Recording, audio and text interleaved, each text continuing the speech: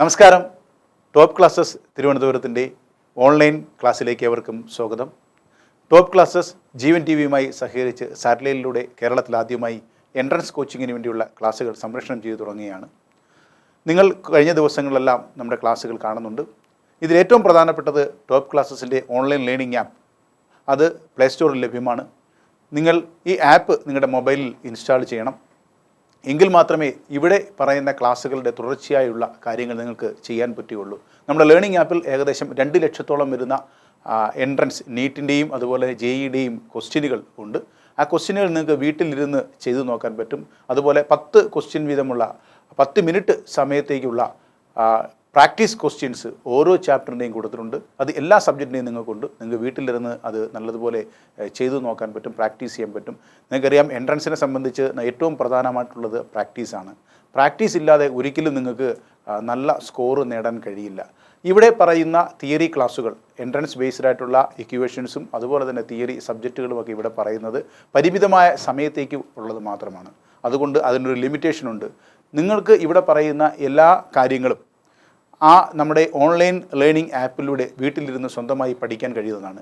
ആപ്പിനകത്ത് പ്രത്യേകമായി ഇവിടുത്തെ ഈ ഓരോ സബ്ജക്റ്റിൻ്റെയും പ്രത്യേകിച്ച് കെമിസ്ട്രിയുടെ ഫോർമുലകളും അതുപോലെ തന്നെ ഫോർമുലൈസും അതുപോലെ തന്നെ അതുമായിട്ട് ബന്ധപ്പെട്ട ആശയങ്ങളുടെ വിശദീകരണങ്ങളും എല്ലാം ആപ്പിനകത്ത് കൊടുത്തിട്ടുണ്ട്. എത്രയും വേഗം നിങ്ങൾ ഓൺലൈൻ ലേണിംഗ് ആപ്പ് പ്ലേ സ്റ്റോറിൽ നിന്ന് ഡൗൺലോഡ് ചെയ്യണം.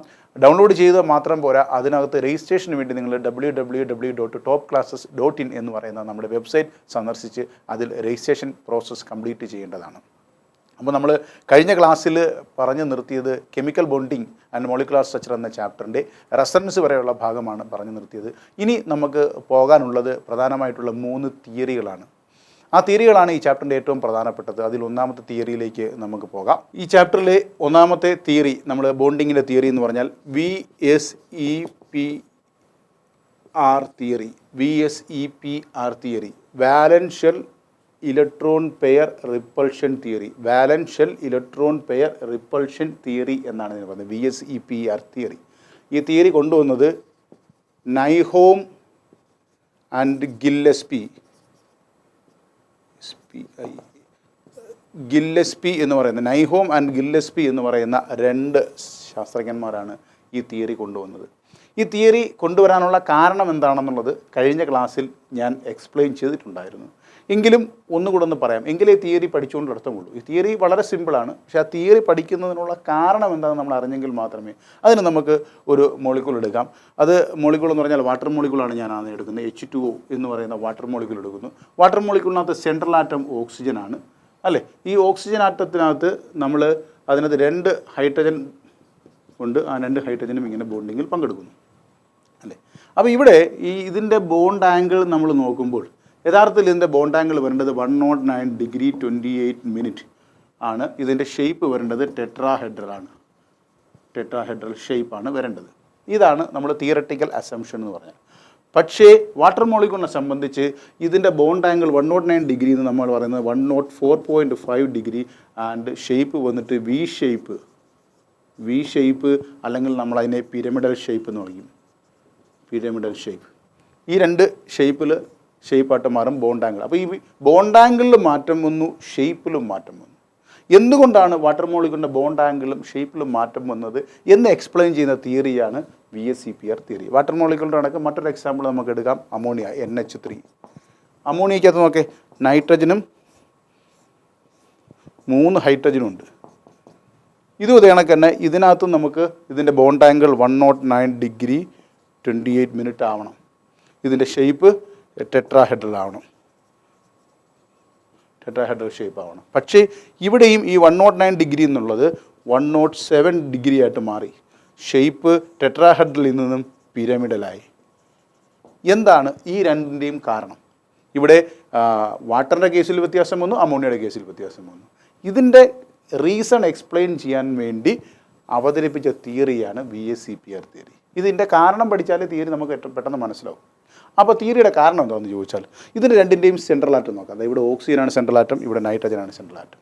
സെൻട്രൽ ആറ്റത്തിലെ ഔട്ടർ മോസ്റ്റ് ഷെല്ലിലെ ഇലക്ട്രോണുകളുടെ എണ്ണം നോക്കാം. ഓക്സിജനെ സംബന്ധിച്ച് എത്ര ഇലക്ട്രോൺ ഉണ്ട്? ഓക്സിജനകത്ത് 6 ഇലക്ട്രോണുകളാണുള്ളത്.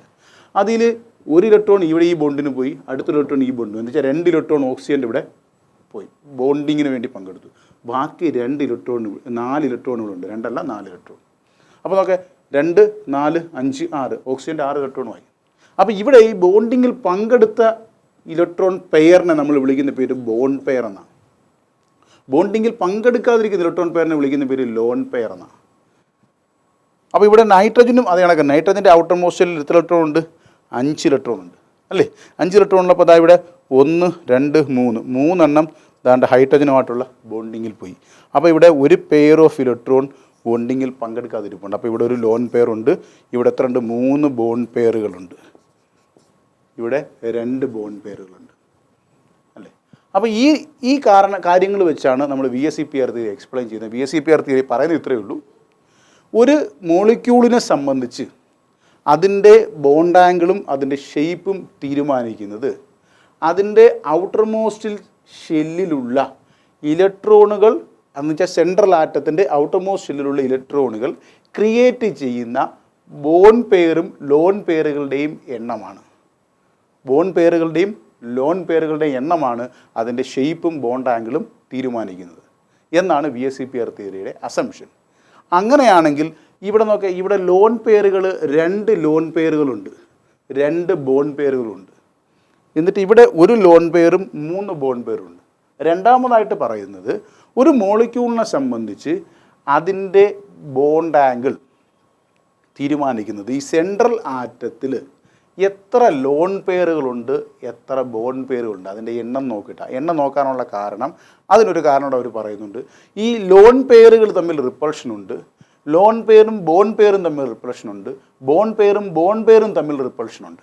ആ റിപ്പൾഷൻ എങ്ങനെ, അതിൻ്റെ ഓർഡർ ഓഫ് റിപ്പൾഷൻ നമ്മൾ പറയുകയാണെങ്കിൽ loan pair repulsion is greater than lone pair bond pair repulsion is greater than bond pair repulsion. ഇതാണ് അതിൻ്റെ ഓർഡർ. ഈ ഓർഡർ നമ്മൾ കൃത്യമായി ഓർത്തിരിക്കണം. ലോൺ പെയർ റിപ്പൾഷൻ വളരെ കൂടുതലാണ്. അതിനേക്കാൾ കുറവാണ് loan pair bond pair repulsion. ഏറ്റവും കുറവ് ബോണ്ട് പെയർ റിപ്പൾഷൻ. അങ്ങനെ നോക്കിയാൽ ഏതെങ്കിലും ഒരു മോളിക്യൂളിനകത്ത് ലോൺ പെയറുകളുടെ എണ്ണം 1-ൽ കൂടുതലുണ്ടെങ്കിൽ ആ മോളിക്യൂളിന് റിപ്പൾഷൻ ഉണ്ടാകും. ആ പെയറുകൾ തമ്മിൽ റിപ്പൾഷൻ. ആ റിപ്പൾഷൻ കുറയ്ക്കാൻ എന്ത് ചെയ്യും? അതാണ് അടുത്ത പോസ്റ്റുലേറ്റ് ആയിട്ട് പറയുന്നത്. ഈ റിപ്പൾഷൻ കുറയ്ക്കാൻ വേണ്ടി ഈ ലോൺ പെയറുകൾ മാക്സിമം ദൂരത്തിൽ നിൽക്കാൻ ശ്രമിക്കും. അങ്ങനെ ഇത് മാക്സിമം ദൂരത്തിൽ നിൽക്കാൻ ശ്രമിക്കുമ്പോൾ ഇവിടെയുള്ള ബോണ്ട് പെയറുകൾ എന്ത് ചെയ്യും? ബോണ്ട് പെയറുകൾ ഈ ലോൺ പെയർ റിപ്പൾഷൻ കൂടുതലായതുകൊണ്ട് അത് ഈ ലോൺ പെയറുമായിട്ടുള്ള ദൂരം കുറയ്ക്കും. ലോൺ പെയറുമായിട്ടുള്ള ദൂരം കുറയ്ക്കുമ്പോൾ എന്ത് സംഭവിക്കും?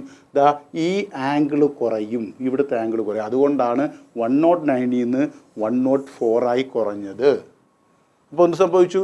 ഈ ലോൺ പെയറുകൾ ഉള്ളത് കൊണ്ടാണ് ഈ ആംഗിൾ കുറഞ്ഞ് 109 നിന്ന് 104 ആയത്. ഇനി അപ്പോൾ ഇതാണ് തിയറി. ഞാൻ മൊത്തത്തിൽ നല്ലതുപോലെ എക്സ്പ്ലെയിൻ ചെയ്യുന്ന കാര്യം നിങ്ങൾ തിയറിക്ക് പരീക്ഷയ്ക്ക് വേണ്ടി പഠിക്കും. നമുക്ക് എൻട്രൻസിന് അതിൻ്റെ ആവശ്യമില്ല. എൻട്രൻസിന് നമുക്ക് ആവശ്യമുള്ളത് ഒരു മോളിക്യൂൾ തന്നാൽ അതിൻ്റെ സെൻട്രൽ ആറ്റത്തിനകത്ത് ലോൺ പെയർ ഉണ്ടോ ഇല്ലയോ എന്ന് കണ്ടുപിടിക്കണം. എത്ര ലോൺ പെയർ ഉണ്ട്, എത്ര ബോണ്ട് പെയർ ഉണ്ടെന്ന് കണ്ടുപിടിക്കണം. അങ്ങനെ ലോൺ പെയർ ഉണ്ടെങ്കിൽ അതിന് ഏത് ഷേപ്പാണ് വരുന്നത്, ആ ഷേപ്പ് വരാനുള്ള കാരണം എന്താണ്, അതിൻ്റെ ബോണ്ട് ആംഗിൾ എങ്ങനെ ആയിരിക്കും എന്നുള്ളത് നമ്മൾ അറിയണം. പക്ഷേ അതൊക്കെ അറിയണമെങ്കിൽ ബേസിക്കായിട്ട് ഈ കാര്യങ്ങളെല്ലാം മനസ്സിലാക്കിയെങ്കിൽ മാത്രമേ നമുക്കത് ചെയ്യാൻ പറ്റത്തുള്ളൂ. അതുകൊണ്ടാണ് ഈ തിയറി ഇതേ കണക്ക് അവതരിപ്പിച്ചത്. തിയറിയുടെ പോസ്റ്റുലേറ്റുകളൊന്നും നിങ്ങൾ കാണാതെ പഠിച്ച് വയ്ക്കണ്ട, അതൊന്നും പിടിച്ചിട്ട് കാര്യമില്ല. കാര്യം ഇത് അറിയണം, ഈ സാധനം എന്താണെന്ന് അറിഞ്ഞെങ്കിൽ മാത്രമേ നമുക്ക് ഇത് മനസ്സിലാക്കി ചോദ്യങ്ങളുടെ ഉത്തരം നമുക്ക് കണ്ടെത്തണം. അതാണ് നമ്മുടെ ആവശ്യം. തിയറി പഠിച്ച് എഴുതുന്നതല്ല, ചോദ്യങ്ങളുടെ ഉത്തരം കണ്ടെത്തുക എന്നുള്ളതാണ്. അപ്പോൾ ഇവിടെ നോക്കെ ഓക്സിജനെ സംബന്ധിച്ച് ഈ 2 ലോൺ പെയറുണ്ട്. അതേസമയം അമോണിയയെ സംബന്ധിച്ച് എന്താണ് നടക്കുന്നത്? അമോണിയയിൽ നൈട്രജന് 1 ലോൺ പെയർ മാത്രമേ ഉള്ളൂ. അപ്പോൾ ഇവിടെ എന്തുകൊണ്ട്? ഇവിടെ loan pair bond pair repulsion മാത്രമേ ഉള്ളൂ. ലോൺ പെയർ റിപ്പൾഷൻ ഇല്ല. അതുകൊണ്ട് ഇവിടുത്തെ ഈ ബോണ്ട് ആംഗിൾ 109 ഡിഗ്രിയിൽ നിന്ന് 107 മാത്രമേ ആയുള്ളൂ. മറ്റേടത്ത് എന്ത് സംഭവിച്ചു? 109 ഡിഗ്രിയിൽ നിന്ന് എത്രയായി? 104.5 ആയിട്ട് മാറി. അപ്പോൾ ഇങ്ങനെയാണ് നൈട്രജനിലും അതുപോലെ തന്നെ ഇവിടെയുള്ള ഓക്സിജനിലും ഈ ബോണ്ട് ആംഗിൾ, അല്ലെങ്കിൽ വാട്ടറിലും അമോണിയയിലും ബോണ്ട് ആംഗിളിൽ വ്യത്യാസപ്പെടാൻ കാരണം. ഇതിനെ എക്സ്പ്ലെയിൻ ചെയ്യുന്ന തിയറിയെ നമ്മൾ വിളിക്കുന്ന പേരാണ് VSEPR, valence shell electron pair repulsion theory കൊണ്ടുവന്നത് നൈഹോം ആൻഡ് ഗില്ലസ്പി എന്ന് പറയുന്ന രണ്ട് സയൻറ്റിസ്റ്റുകളാണ്. അവർ തിയറി എക്സ്പ്ലെയിൻ ചെയ്യുന്നത് കുറേ മോളിക്യൂളിൻ്റെ ഷെയ്പ്പും അതിൻ്റെ ബോണ്ട് ആംഗിളും അതിൻ്റെ ജോമെട്രിയും എക്സ്പ്ലെയിൻ ചെയ്യാൻ വേണ്ടി ഈ തിയറി ഉപയോഗിച്ചു. ഈ തിയറി പ്രകാരം മോളിക്യൂൾസിനെ അവർ പ്രധാനമായിട്ടും മൂന്നായിട്ട് തിരിച്ചു. ഒന്നാമത്തത് മോളിക്യൂൾ വിത്തൗട്ട് ലോൺ പെയർ, രണ്ടാമത്തത് മോളിക്യൂൾ വിത്ത് 1 ലോൺ പെയർ, മൂന്നാമത്തത് molecule with more than 1 lone pair. അങ്ങനെ 3 ക്ലാസിഫിക്കേഷനായിട്ട് തിരിച്ചു.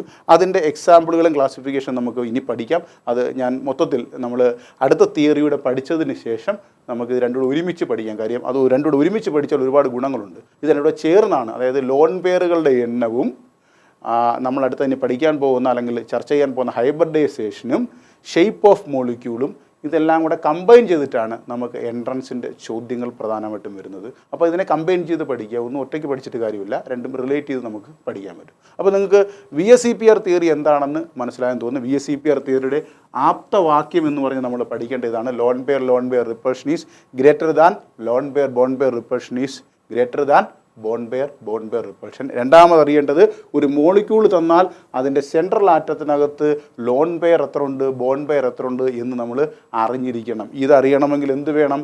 എല്ലാ എലമെൻറ്റിൻ്റെയും ഔട്ടർ മോസ്റ്റ് ഷെല്ലിലെ ഇലക്ട്രോണുകളുടെ എണ്ണം കണ്ടുപിടിക്കാൻ നമ്മൾ അറിഞ്ഞിരിക്കണം. അതിനാണ് നിങ്ങളെ ആദ്യമേ പീരിയോഡിക് ടേബിൾ പഠിപ്പിക്കുന്നത്.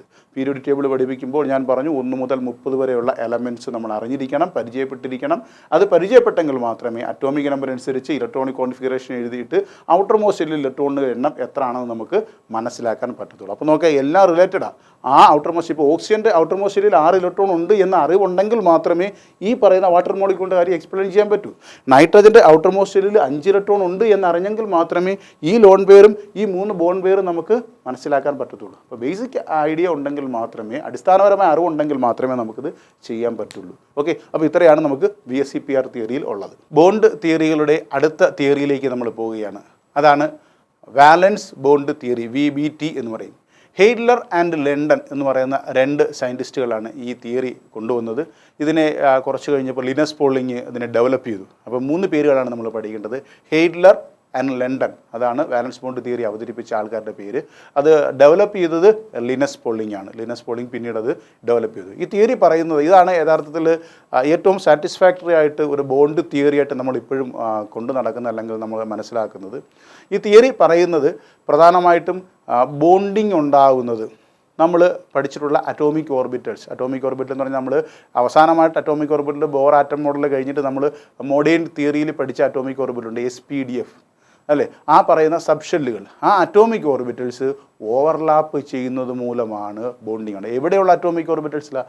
ഔട്ടർ മോസ്റ്റ് ഷെല്ലിലുള്ള എലമെൻസിൻ്റെ, അതിൻ്റെ ആറ്റത്തിൻ്റെ ഔട്ടർ മോസ്റ്റ് ഷെല്ലിലുള്ള അറ്റോമിക് ഓർബിറ്റൽസ് ഓവർലാപ്പ് ചെയ്യുന്നത് മൂലമാണ് ഒരു ബോണ്ട് ഉണ്ടാകുന്നത്. അപ്പോൾ അവിടെ ഓവർലാപ്പ് ചെയ്യണമെങ്കിൽ അറ്റോമിക് ഓർബിറ്റൽസിന് ഒരു കണ്ടീഷനുണ്ട്. അതെപ്പോഴും ഈ നീറ്റിന് ചോദിക്കുക, അല്ലെങ്കിൽ എൻട്രൻസിന് ചോദിക്കുക, what is a condition for the overlapping of an atomic orbital by valence bond theory? ആ കണ്ടീഷൻ ഇതാണ്: അവിടെയുള്ള 2 ഓർബിറ്റലുകളിൽ സിംഗിളി ഒക്യുപ്പൈഡ്, അതായത് അൺപെയ്ഡ് ആയിട്ടുള്ള ഇലക്ട്രോൺസ് വേണം വിത്ത് ഓപ്പോസിറ്റ് സ്പിൻ. എന്ന് പറഞ്ഞാൽ 2 ഓർബിറ്റൽ, ഇപ്പോൾ ഒരു എസ്സും മറ്റൊരു എസ്സും തമ്മിൽ ഓവർലാപ്പ് ചെയ്യുകയാണ് എങ്കിൽ ആ എസ് ഓർബിറ്റലിനകത്ത് ഒരു അൺപെയ്ഡ് ഇലക്ട്രോൺ വേണം, മറ്റേ എസ് ഓർബിറ്റലിനകത്ത് ഒരു അൺപെയ്ഡ് ഇലക്ട്രോൺ വേണം. അത് രണ്ടും കൂടെ ഓവർലാപ്പ് ചെയ്തിട്ട്, ഓവർലാപ്പ് എന്ന് പറഞ്ഞാൽ ഒന്നിന് മുകളിൽ അടുത്തതായിട്ട് വരും, ഇതിനെയാണ് നമ്മൾ ഓവർലാപ്പ് എന്ന് പറയുന്നത്. ഓവർലാപ്പ് ചെയ്തിട്ട് അവിടെ പെയറിങ് നടക്കും. അപ്പോൾ നമ്മൾ പറയും അൺപെയ്ഡ് ഇലക്ട്രോൺസ് 2 പെയർ ചെയ്ത് പെയറായി കഴിയുമ്പോഴത്തേക്കും എന്ത് സംഭവിക്കും? അവിടെ എനർജി കുറയും. ആ എനർജി കുറഞ്ഞിട്ട് അവിടെ ഒരു ബോണ്ട് ഫോം ചെയ്യും. അപ്പോൾ ബോണ്ട് ഫോം ചെയ്യുക എന്ന് പറഞ്ഞാൽ എനർജി എപ്പോഴാണോ ലോവസ്റ്റ് ആവുന്നത് ആ സമയത്തായിരിക്കും ബോണ്ട് ഫോം ചെയ്യുന്നത്. അപ്പം അതിനെ നമ്മൾ വിളിക്കുന്നൊരു പേരുണ്ട്, എക്സ്റ്റെൻഡ് ഓഫ് ഓവർലാപ്പിംഗ് എന്നൊരു ടേം നമ്മൾ ഉപയോഗിക്കും. എന്ന് പറഞ്ഞാൽ എത്രത്തോളം ഓവർലാപ്പിംഗ് നടക്കുന്നോ അതിനെയാണ് extend of. If the extend of overlapping is large, കൂടുതൽ എക്സ്റ്റെൻഡ് ഓഫ് ഓവർലാപ്പിംഗ് ഉണ്ടെങ്കിൽ ആ ബോണ്ട് വളരെ സ്ട്രോങ് ആയിരിക്കും എന്ന് പറയും. എക്സ്റ്റെൻഡ് ഓഫ് ഓവർലാപ്പിംഗ് ഉണ്ടെങ്കിൽ ബോണ്ട് വളരെ സ്ട്രോങ് ആയിരിക്കും. ഇനി നമുക്ക് ആ ഓവർലാപ്പിംഗ് നടക്കുമ്പോൾ എങ്ങനെയാണ് ഈ ഓവർലാപ്പിംഗ് നടക്കുന്നത് എന്നുള്ളത് ചിത്രങ്ങളിലൂടെ നിങ്ങൾ തിയറി പഠിക്കുമ്പോൾ പഠിച്ചിട്ടുണ്ടെങ്കിൽ ഞാൻ ഒന്ന് ഓടിച്ച് പറയാം. അതായത് നമ്മൾ ഷേപ്പുകൾ പഠിച്ചിട്ടുണ്ട് ഓർബിറ്റൽസിൻ്റെ. എസ് ഓർബിറ്റിൻ്റെ ഷേപ്പ് സ്ഫെറിക്കൽ ഷേപ്പാണ്, പി ഓർബിറ്റിൻ്റെ ഷേപ്പ് ഡംബലാണ്, അതുപോലെ ഡി ഓർബിറ്റിൻ്റെ ഷേപ്പ് ഡബിൾ ഡംബലാണ്. അപ്പം ഈ എസ് ഓർബിറ്റലിൽ ഓവർലാപ്പ് ചെയ്യുന്നത് എസ് എസ് ഓവർലാപ്പിംഗ് എന്ന് പറഞ്ഞുകൊണ്ട് ഒരു എസ് ഓർബിറ്റലും മറ്റൊരു എസ് ഓർബിറ്റലും തമ്മിൽ ഓവർലാപ്പ് ചെയ്യും. പിന്നെ എസ് പി ഓവർലാപ്പിംഗ് ഉണ്ട്, ഒരു എസ് ഓർബിറ്റലും മറ്റൊരു പി ഓർബിറ്റലും തമ്മിൽ ഓവർലാപ്പ് ചെയ്യും. പിന്നെ പി ഓർബിറ്റലുണ്ട്, ഒരു പി ഓർബിറ്റലും മറ്റ് പി ഓർബിറ്റലും തമ്മിൽ ഓവർലാപ്പ് ചെയ്യും. അപ്പം എസ് പി ഓവർലാപ്പിംഗ്, ഈ 3 ഓവർലാപ്പിംഗാണ് നിങ്ങൾക്ക് തിയറിക്ക് പഠിക്കാനുള്ളത്. അവിടെ കുറച്ച് ടെക്നിക്കൽ കാര്യങ്ങൾ നമ്മൾ മനസ്സിലാക്കാനുണ്ട്. അതായത് നമ്മൾ ഇതിൻ്റെ ഷേപ്പ് പഠിക്കുമ്പോൾ നോഡൽ പ്ലെയിൻ എന്ന് പറഞ്ഞൊരു സാധനം പഠിക്കും. ഇത് നോഡ്സ് എന്ന് വെച്ചാൽ നോഡൽ പ്ലെയിനിൻ്റെ അർത്ഥം എന്ന് പറഞ്ഞാൽ എന്താണ്? അവിടെ ഇലക്ട്രോണിനെ കാണാൻ സാധ്യതയില്ലാത്ത പ്രദേശം എന്നാണ് നോഡൽ പ്ലെയിനെ നമ്മൾ മനസ്സിലാക്കുന്നത്. ഈ ഓവർലാപ്പിംഗ് നടക്കുമ്പോൾ ഒരിക്കലും നോഡിലൂടെ ഓവർലാപ്പ് ചെയ്യത്തില്ല, ഒന്നാമത്തെ കാര്യം. രണ്ടാമത്തെ കാര്യം, ഓവർലാപ്പിംഗ് നടക്കുന്നത് സിമെട്രിക്കൽ ആയിട്ടുള്ള അറ്റോമിക് ഓർബിറ്റൽസ് തമ്മിലെ ഓവർലാപ്പ് നടക്കത്തുള്ളൂ. എന്താ സിമെട്രിക്കൽ ഓവർലാപ്പിംഗ് എന്ന് പറഞ്ഞാൽ? അതിൻ്റെ അർത്ഥം എന്താണ്? ഒരു എക്സ് ആക്സിസിൽ വരുന്ന ഒരു അറ്റോമിക് ഓർബിറ്റിൽ, ആ എക്സ് ആക്സിസിൽ തന്നെ മറ്റേ ഓർബിറ്റിൽ ഉണ്ടെങ്കിൽ മാത്രമേ ഓവർലാപ്പ് നടക്കത്തുള്ളൂ. അല്ലാതെ ഒരിക്കലും എക്സ് ആക്സിസും ഇസഡ് ആക്സിസും തമ്മിൽ പെർപെൻഡിക്കുലർ ആയിട്ടുള്ള ഓർബിറ്റൽസ് തമ്മിൽ ഓവർലാപ്പ് നടക്കത്തില്ല എന്നുള്ള കാര്യം ഓർക്കണം. ഇതൊക്കെ നമുക്ക് ഇമാജിനേഷനിലൂടെ നമുക്ക് മനസ്സിലാക്കാവുന്ന കാര്യമാണ്. അത് മനസ്സിലാക്കിയെങ്കിൽ മാത്രമേ ഓവർലാപ്പിംഗ് നടക്കുമോ നടക്കത്തില്ല എന്നുള്ള കാര്യങ്ങളൊക്കെ മനസ്സിലാക്കാൻ പറ്റത്തുള്ളൂ. അപ്പോൾ ഇങ്ങനെ ഓവർലാപ്പിംഗ് നടക്കുമ്പോൾ അതിന് നമ്മൾ ഓവർലാപ്പിങ്ങിനെ പ്രധാനമായിട്ടും 2ആയിട്ട് തിരിച്ചിട്ടുണ്ട്. ഒന്നെന്ന് പറഞ്ഞാൽ ആക്സിയൽ ഓവർലാപ്പിംഗ്, ഞാൻ ഈ പറഞ്ഞ കണക്ക് ഒരു ആക്സിസിലൂടെ ഓവർലാപ്പ് ചെയ്യുന്നത്, 2 ഒരേ ആക്സിസിലായിരിക്കും അത് ഓവർലാപ്പ് ചെയ്യുന്നത്. അതിന് നമുക്ക് ആക്സിയൽ ഓവർലാപ്പിംഗ് എന്ന് പറയാം. രണ്ടാമത്തത് നമുക്ക് ലാറ്ററൽ ഓവർലാപ്പിംഗ് ഉണ്ട്. ലാറ്ററൽ എന്ന് പറഞ്ഞാൽ ചരിഞ്ഞ് ഓവർലാപ്പ് ചെയ്യും, സൈഡ് വൈസ് ഓവർലാപ്പ് ചെയ്യും. അപ്പം അതിന് ലാറ്ററൽ ഓവർലാപ്പിംഗ് എന്ന് പറയും. ഇതിൻ്റെ ചിത്രങ്ങളൊക്കെ നിങ്ങൾ തിയറിക്ക് പഠിച്ചാണ്. പക്ഷേ നമുക്ക് അവിടെ അറിയേണ്ട ചില കാര്യങ്ങളുണ്ട്, അതിലേക്ക് നമുക്ക് പോകാം. ഓവർലാപ്പിങ്ങിനെ കുറിച്ച് ഓർബിറ്റൽ ഓവർലാപ്പ് തിയറി, ഓർബിറ്റൽ ഓവർലാപ്പിങ്ങിന് ഞാൻ പറഞ്ഞു ആദ്യമേ നമുക്കുള്ളത് എസ് എസ് ഓവർലാപ്പിംഗ് ആണ്. ഇത് എസ് ഓർബിറ്റൽ അടുത്ത ഒരു എസ് ഓർബിറ്റലുമായിട്ട് ഓവർലാപ്പിംഗ്. ഇവിടെ ഒരു പ്രശ്നമല്ല, എസ് എസ് ഓവർലാപ്പിംഗ് എന്ന് പറഞ്ഞാൽ 2 എസ് ഓർബിറ്റലും ഒരേ കണക്കാണ്. ഇവിടെ നമുക്ക് 3 ആക്സിസ് ഉണ്ട്, P X, P Y, P Z. ഇത് സ്ഫെറിക്കൽ ഷേപ്പ് ആയതുകൊണ്ട്, ഗോളാകൃതി ആയതുകൊണ്ട് ഇത് സിമെട്രിക്കലായിരിക്കും. ഒരു ഫുട്ബോൾ എടുത്താൽ എല്ലായിടത്തും ഒരുപോലെ ഇരിക്കുന്ന കണക്ക് ഇത് ഒരുപോലെ ആയിരിക്കും. അതുകൊണ്ട് ഇത് എങ്ങനെ ഓവർലാപ്പ് ചെയ്താലും ഒരു പ്രശ്നമില്ല. നമുക്ക് അവിടെ ഉണ്ടാകുന്നത് ആക്സിയൽ ഓവർലാപ്പിംഗ് മാത്രമേ നടക്കത്തുള്ളൂ. ഇത് നടക്കുന്നത് ആക്സിയൽ ഓവർലാപ്പിംഗ് ആണ്. അതുകൊണ്ട് ഈ എസ് ഓർബിറ്റലും അടുത്ത എസ് ഓർബിറ്റലും തമ്മിലുണ്ടാകുന്ന ബോണ്ടുകളെ നമ്മൾ സിഗ്മ ബോണ്ടുകളെന്ന് വിളിക്കും. സിഗ്മ ബോണ്ടുകൾ. ആക്സിയൽ ഓവർലാപ്പിങ്ങിൽ സിഗ്മ ബോണ്ട് മാത്രമേ ആരുണ്ടാക്കത്തുള്ളൂ? എസും എസും തമ്മിൽ ഓവർലാപ്പ് ചെയ്യുമ്പോൾ ഉണ്ടാകത്തുള്ളൂ. ഓക്കെ. രണ്ടാമതായിട്ട് നമുക്കുള്ളത് എസ് പി ഓവർലാപ്പിംഗ് ആണ്. അപ്പോൾ അവിടെ ഒരു എസ് ഓർബിറ്റിൽ വരും, അത് കഴിഞ്ഞ് ഒരു പി ഓർബിറ്റിൽ വരും. പി ഓർബിറ്റിൽ എന്ന് പറയുമ്പോൾ നമ്മളിവിടെ എടുക്കുന്ന പി ഓർബിറ്റിൽ ഇതാണ് പി ഓർബിറ്റിൽ. ഈ പി ഓർബിറ്റിൽ നിങ്ങൾ ഓർക്കണം, നമ്മളെപ്പോഴും ഇങ്ങനെ ഈ ഹൊറിസോണ്ടലായിട്ട് വരയ്ക്കുന്ന ഈ വരയെ നമ്മൾ എക്സ് എന്നാണ് പറയുന്നത്. പക്ഷേ ഇവിടെ ഓർബിറ്റലിൻ്റെ കാര്യത്തിൽ നമ്മൾ എടുക്കുന്ന ഈ ആക്സിസിനെ നമ്മൾ ഇസഡ് ആക്സിസ് എന്നാണ് എടുക്കുന്നത്. അതുകൊണ്ട് ഈ ഓർബിറ്റിനെ നമ്മൾ വിളിക്കുന്നത് പി ഇസഡ് ഓർബിറ്റൽ എന്നാണ്. പി ഇസഡ് ഓർബിറ്റൽ എപ്പോഴും ഓർക്കണം. എസ്സുമായിട്ട് ഓവർലാപ്പ് ചെയ്യുന്ന പി ഓർബിറ്റൽ എന്ന് പറഞ്ഞാൽ ഇത് എസ് ആണ്, ഇതുമായിട്ട് കമ്പൈൻ ചെയ്യുന്ന പി ഓർബിറ്റൽ എന്ന് പറഞ്ഞാൽ പി ഇസഡ് ഓർബിറ്റലായിരിക്കും. ഇവിടെയും ദാണ്ട ആക്സിസിൽ കൂടിയാണ് ഓവർലാപ്പ് ചെയ്യുന്നത്. അതുകൊണ്ട് ഇതും ഒരു സിഗ്മ ബോണ്ടായിരിക്കും. ഓക്കെ. അപ്പം പി ഇസഡും എസും തമ്മിൽ ഇതെപ്പോഴും ചോദിക്കും, ഏത് ഓർബിറ്റിലാണ് എസുമായിട്ട്, പിയുടെ ഏത് ഓർബിറ്റിലാണ് എസുമായിട്ട് കമ്പയർ ചെയ്യുന്നത്? പി ഇസഡ് ആണെന്നുള്ള കാര്യം പ്രത്യേകം ഓർക്കണം. പി എക്സും അല്ല, പി വൈ അല്ല, അവസാനത്തെ ഓർബിറ്റിലായ പി ഇസഡ് ഓർബിറ്റിലാണ്. അത് അവസാനവും നമുക്ക് പറഞ്ഞുകൂടാ, നമ്മൾ എക്സ് വൈ ഇസഡ് എന്ന് വിളിക്കുന്നതേ ഉള്ളൂ. അപ്പോൾ ഇവിടെ പി ഇസഡ് ആണ് എസുമായിട്ട് ഓവർലാപ്പ് ചെയ്യുന്നതെന്നുള്ള കാര്യം ഓർക്കുക. ഇനി അടുത്ത ഓവർലാപ്പിങ്ങിലേക്ക് പോകാം, പി ഓവർലാപ്പിംഗ്. അവിടെ നമുക്ക് പ്രശ്നമല്ല. പി ഓവർലാപ്പിങ്ങിന് ഇവിടെ ഒരു പി ഇസഡും അടുത്തൊരു പി ഇസഡും. അപ്പോൾ ഇത് പി ഇസഡ് ആണ്, അടുത്ത പി ഇസഡ് ആണ്. ഈ പി ഇസഡ് ഓവർലാപ്പ് ചെയ്യുമ്പോൾ നമുക്കെന്ത് കിട്ടും? അവിടെയും സിഗ്മ ബോണ്ട് കിട്ടും. ഇതും സിഗ്മയാണ് നമുക്ക് ഇവിടെ കിട്ടുന്നത്. അപ്പോൾ പി ഇസഡ് ഓവർലാപ്പിങ്ങിൽ നമുക്ക് സിഗ്മ കിട്ടും. അപ്പോൾ ഇവിടെ നമുക്ക് എവിടേക്കാണ് സിഗ്മ കിട്ടുന്നത്? എസ് എസ് ഓവർലാപ്പിങ്ങിൽ സിഗ്മ കിട്ടും, എസ് പി ഓവർലാപ്പിങ്ങിൽ സിഗ്മ കിട്ടും, പി ഓവർലാപ്പിംഗ്, ഇത് S S overlapping, S P overlapping, ഇത് പി ഓവർലാപ്പിംഗ്. ഇതിൽ ഇത്രയും നമുക്കെന്ത് കിട്ടും? സിഗ്മ കിട്ടും. ഇത് പി ഇസഡ് ആണെന്ന് പ്രത്യേകം ഓർത്തോണം. അപ്പോൾ സിഗ്മ ബോണ്ടുകളായി. ഇനി നമുക്ക് ഈ പിയുടെ ബാക്കി രണ്ടെണ്ണം ഉണ്ട്. പി എക്സും പി വൈയും ഉണ്ട്. പി എക്സും പി വൈ എന്ന് പറഞ്ഞാൽ അതാണ്ട് പി എക്സിനെ നമുക്ക് ഇങ്ങനെ വരയ്ക്കാം. ഇതൊരു പി എക്സ്, അടുത്ത പി എക്സ്. ഇത് തമ്മിൽ നമുക്ക് ഇത് ആക്സിസ് ഇങ്ങോട്ടാണ്, പക്ഷേ ഇത് ഓവർലാപ്പ് ചെയ്യുന്ന ലാറ്ററലായിട്ടാണ്. So lateral overlapping. ഇവിടെ ഉണ്ടാകുന്ന ബോണ്ടിനെ നമ്മൾ വിളിക്കുന്ന പേര് പൈ ബോണ്ട് എന്നാണ്. സോ ലാറ്ററൽ ഓവർലാപ്പിംഗ് മൂലം പൈ ബോണ്ട്. ആ പൈ ബോണ്ട് തരുന്ന ഏതൊക്കെയാണ്? P X overlapping pi bond തരും. ഇതല്ലാതെ ഇനി ഒരു ഓർബിറ്റിലൂടെ ഉണ്ടല്ലോ, ഏതാണ്? P Y. അപ്പോൾ എപ്പോഴും പി വൈ ഓർബിറ്റിൽ പൈ ബോണ്ട് തരും, പി എക്സ് ഓർബിറ്റിൽ പൈ ബോണ്ട് തരും. അപ്പോൾ ഇതാണ് രണ്ട് തരത്തിലുള്ള ഓവർലാപ്പിംഗ്. ഒന്ന് ആക്സിയൽ ഓവർലാപ്പിങ്ങും രണ്ടാമത്തത് ലാറ്ററൽ ഓവർലാപ്പിങ്ങും. അപ്പോൾ ഓർത്തിരിക്കേണ്ട കാര്യം ഇതാണ്, ആക്സിയൽ ഓവർലാപ്പിംഗ് തരുന്ന ഓർബിറ്റൽ ഏതൊക്കെയാണ്? SP, PP P Z. ഇനി ഇവിടെ ലാറ്ററൽ ഓവർലാപ്പിംഗ് തരുന്ന ഏതൊക്കെയാണ്? P X P Y. അതിന് പൈ ബോണ്ടാണ് നമുക്ക് തരുന്നത്. ഓക്കെ, അപ്പോൾ ഇത്രയാണ് ഓവർലാപ്പിങ്ങിനെ കുറിച്ചും ബോണ്ട്സിനെ കുറിച്ചും പറയാനുള്ളത്. നമ്മൾ രണ്ട് തരത്തിലുള്ള ബോണ്ടിനെ കുറിച്ച്, സിഗ്മ ബോണ്ട്, പൈ ബോണ്ട് എന്നിവയെക്കുറിച്ച് പറഞ്ഞു. അപ്പോൾ ഈ സിഗ്മ ബോണ്ട്, പൈ ബോണ്ടിനെ കുറിച്ച് കുറച്ചുകൂടെ കാര്യങ്ങൾ ഒന്ന് വ്യക്തമാക്കേണ്ടതുണ്ട്. അതിൽ നിന്ന് രണ്ട് മൂന്ന് ടൈപ്പിലുള്ള ചോദ്യങ്ങൾ ചോദിക്കാനുണ്ട്. സിഗ്മ ബോണ്ടും പൈ ബോണ്ടും തമ്മിലുള്ള വ്യത്യാസം, സാമ്യങ്ങളും വ്യത്യാസങ്ങളും എന്താണെന്നുള്ളതാണ്. അപ്പോൾ അതിനെ നമ്മൾ കമ്പയർ ചെയ്യുമ്പോൾ പറയുന്നത് sigma bond is stronger than pi bond. Sigma bond pi ബോണ്ടിനേക്കാൾ നല്ല സ്ട്രോങ് ആണ്. അപ്പോൾ അപ്പുറത്ത് നമുക്ക് പറയാം pi bond is weaker than sigma bond. രണ്ടാമത് നമ്മൾ പറയുന്നത് ഒരു ഫസ്റ്റ് ബോണ്ട്, ഒരു മോളിക്യൂൾ ഫോം ചെയ്യുമ്പോഴുള്ളത് first bond formed is a sigma bond എന്ന് പറയും. ആദ്യത്തെ ബോണ്ട് ഉണ്ടാകുന്നത് സിഗ്മ ബോണ്ടായിരിക്കും. അപ്പുറത്ത് നമ്മൾ പറയുന്നത് എന്താണ്? പൈ ബോണ്ടിൻ്റെ കേസിൽ പറയുന്നത് a pi bond is formed only after forming a sigma bond. ഒരു സിഗ്മ ബോണ്ട് ഉണ്ടായതിന് ശേഷം മാത്രമേ ആരുണ്ടാകത്തുള്ളൂ? ഒരു പൈ ബോണ്ട് ഉണ്ടാകത്തുള്ളൂ, അല്ലേ? അപ്പോൾ അതേ കണക്ക് ഇനി നമുക്ക് പറയാനുള്ളത് സിഗ്മ ബോണ്ടും പൈ ബോണ്ടും, അത് ഒരെണ്ണത്തിന് സ്ട്രോങ്ങും ഒരെണ്ണം വീക്കും ആണെന്ന് നമ്മൾ പറഞ്ഞു കഴിഞ്ഞു. ഇനി ഇതിൻ്റെ എണ്ണം നമുക്ക് വേണം. അതായത് പല മോളിക്യൂളും തന്നിട്ട് ഇവിടെ സിഗ്മ ബോണ്ട് എത്ര, പൈ ബോണ്ട് എത്ര എന്ന് ചോദിക്കും, അല്ലേ? Number of sigma bond, number of pi bond എത്രയാണെന്ന്. അപ്പോൾ അത് നമ്മൾ അറിയുന്നത് എങ്ങനെയാണെന്ന് വെച്ചാൽ, ഒരു സിംഗിൾ ബോണ്ട് ഉണ്ടെങ്കിൽ അതെപ്പോഴും സിഗ്മ ബോണ്ടായിരിക്കും. ഡബിൾ ബോണ്ട് ഉണ്ടെങ്കിൽ ഒരു സിഗ്മ ബോണ്ടും കാണും, ഒരു പൈ ബോണ്ടും കാണും. ട്രിപ്പിൾ ബോണ്ട് ഉണ്ടെങ്കിൽ ഒരു സിഗ്മ ബോണ്ട്, രണ്ട് പൈ ബോണ്ട്. അപ്പോൾ എപ്പോഴും മോളിക്യൂളൊക്കെ തന്നിട്ട് അതിൻ്റെ സ്ട്രക്ചർ തന്നിട്ട് ചോദിക്കും ഇവിടുത്തെ number of sigma bond, number of pi bond എത്രയാണെന്ന്.